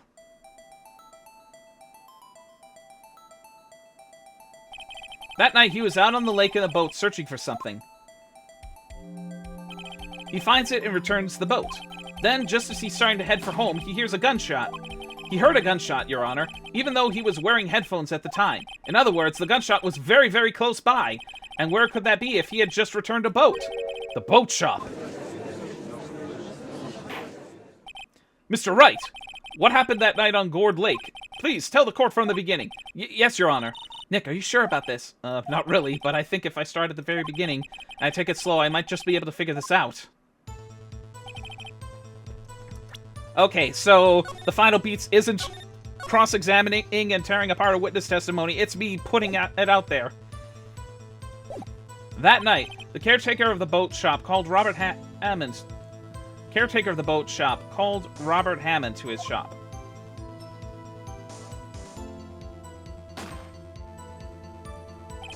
This was around 11:50. That was when the gunshot that Larry heard was fired. After that, the caretaker put on Robert Hammond's coat. He became Robert Hammond. Then he got in the boat with Edgeworth and went out to the middle of the lake. Then, who fired the pistol on the boat, Mr. Wright?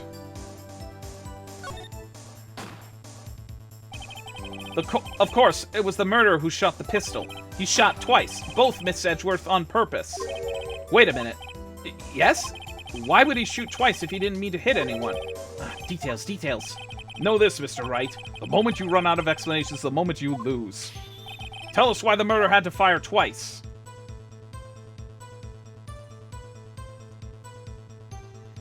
I have a feeling it would be to create the witness.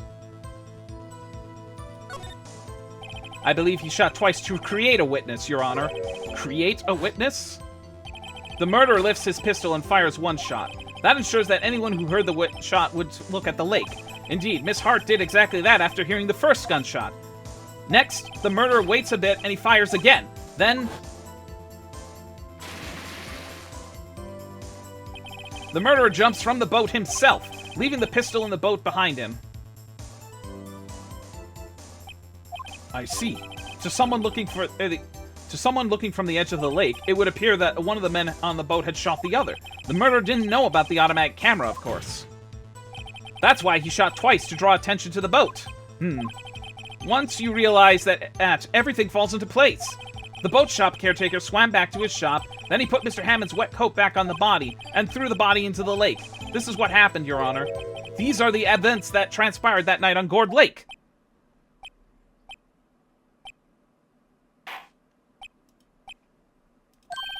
Bailiff! Bring out the witness from before. The boat shop caretaker, quickly!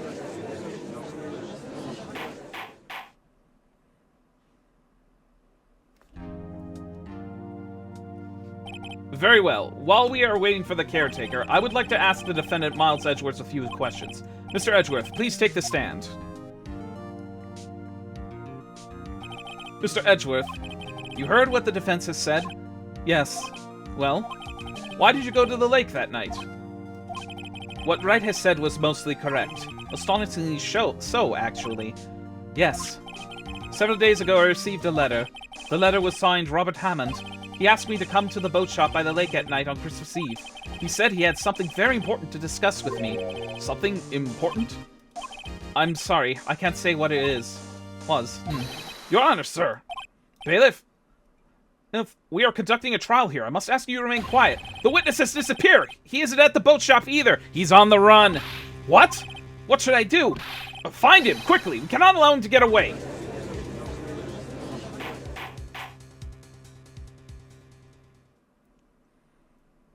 Mr. Von Karma, your witness has disappeared.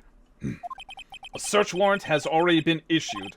It goes without saying that I cannot declare a verdict under these circumstances. I will extend the trial until tomorrow, the final day allowed. I request that police department utilize all its forces to find that witness.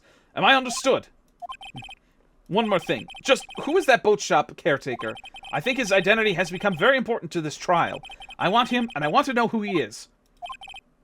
Very well. Court is adjourned.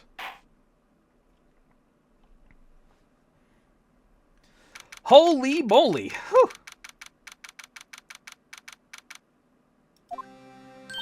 Yay, Nick, you did it! Yeah. Well, at least we got out from under that guilty verdict. And what about Larry? That was something else. Even Von Karma didn't know what to do with his testimony. Larry really helped us out. Sure, once I sifted through his unique testimony, still, he did save us. I just wish our cases weren't so down to the wire all the time. You and me both, Nick! I know what you mean. Sometimes I feel like it's us on trial instead of our clients. That's mildly putting it. Hey, Edgeworth. Mr. Edgeworth? Did you say something? Don't look so pained. I mean, it looks like you're probably going to get off the hook. You could try to smile just a little. Relax. I'm sorry, but I fear it's not over for me yet. What do you mean? Right. There's something that's been troubling me for a long time now, and I don't know whether to not to tell you. Edgeworth? No, there's so little time left. I want to tell you, to get her off my chest, but... I can't make up my mind. What is this about, Edgeworth? It's a nightmare I've had. A memory of a crime that I committed. A crime you committed? A memory of a murder.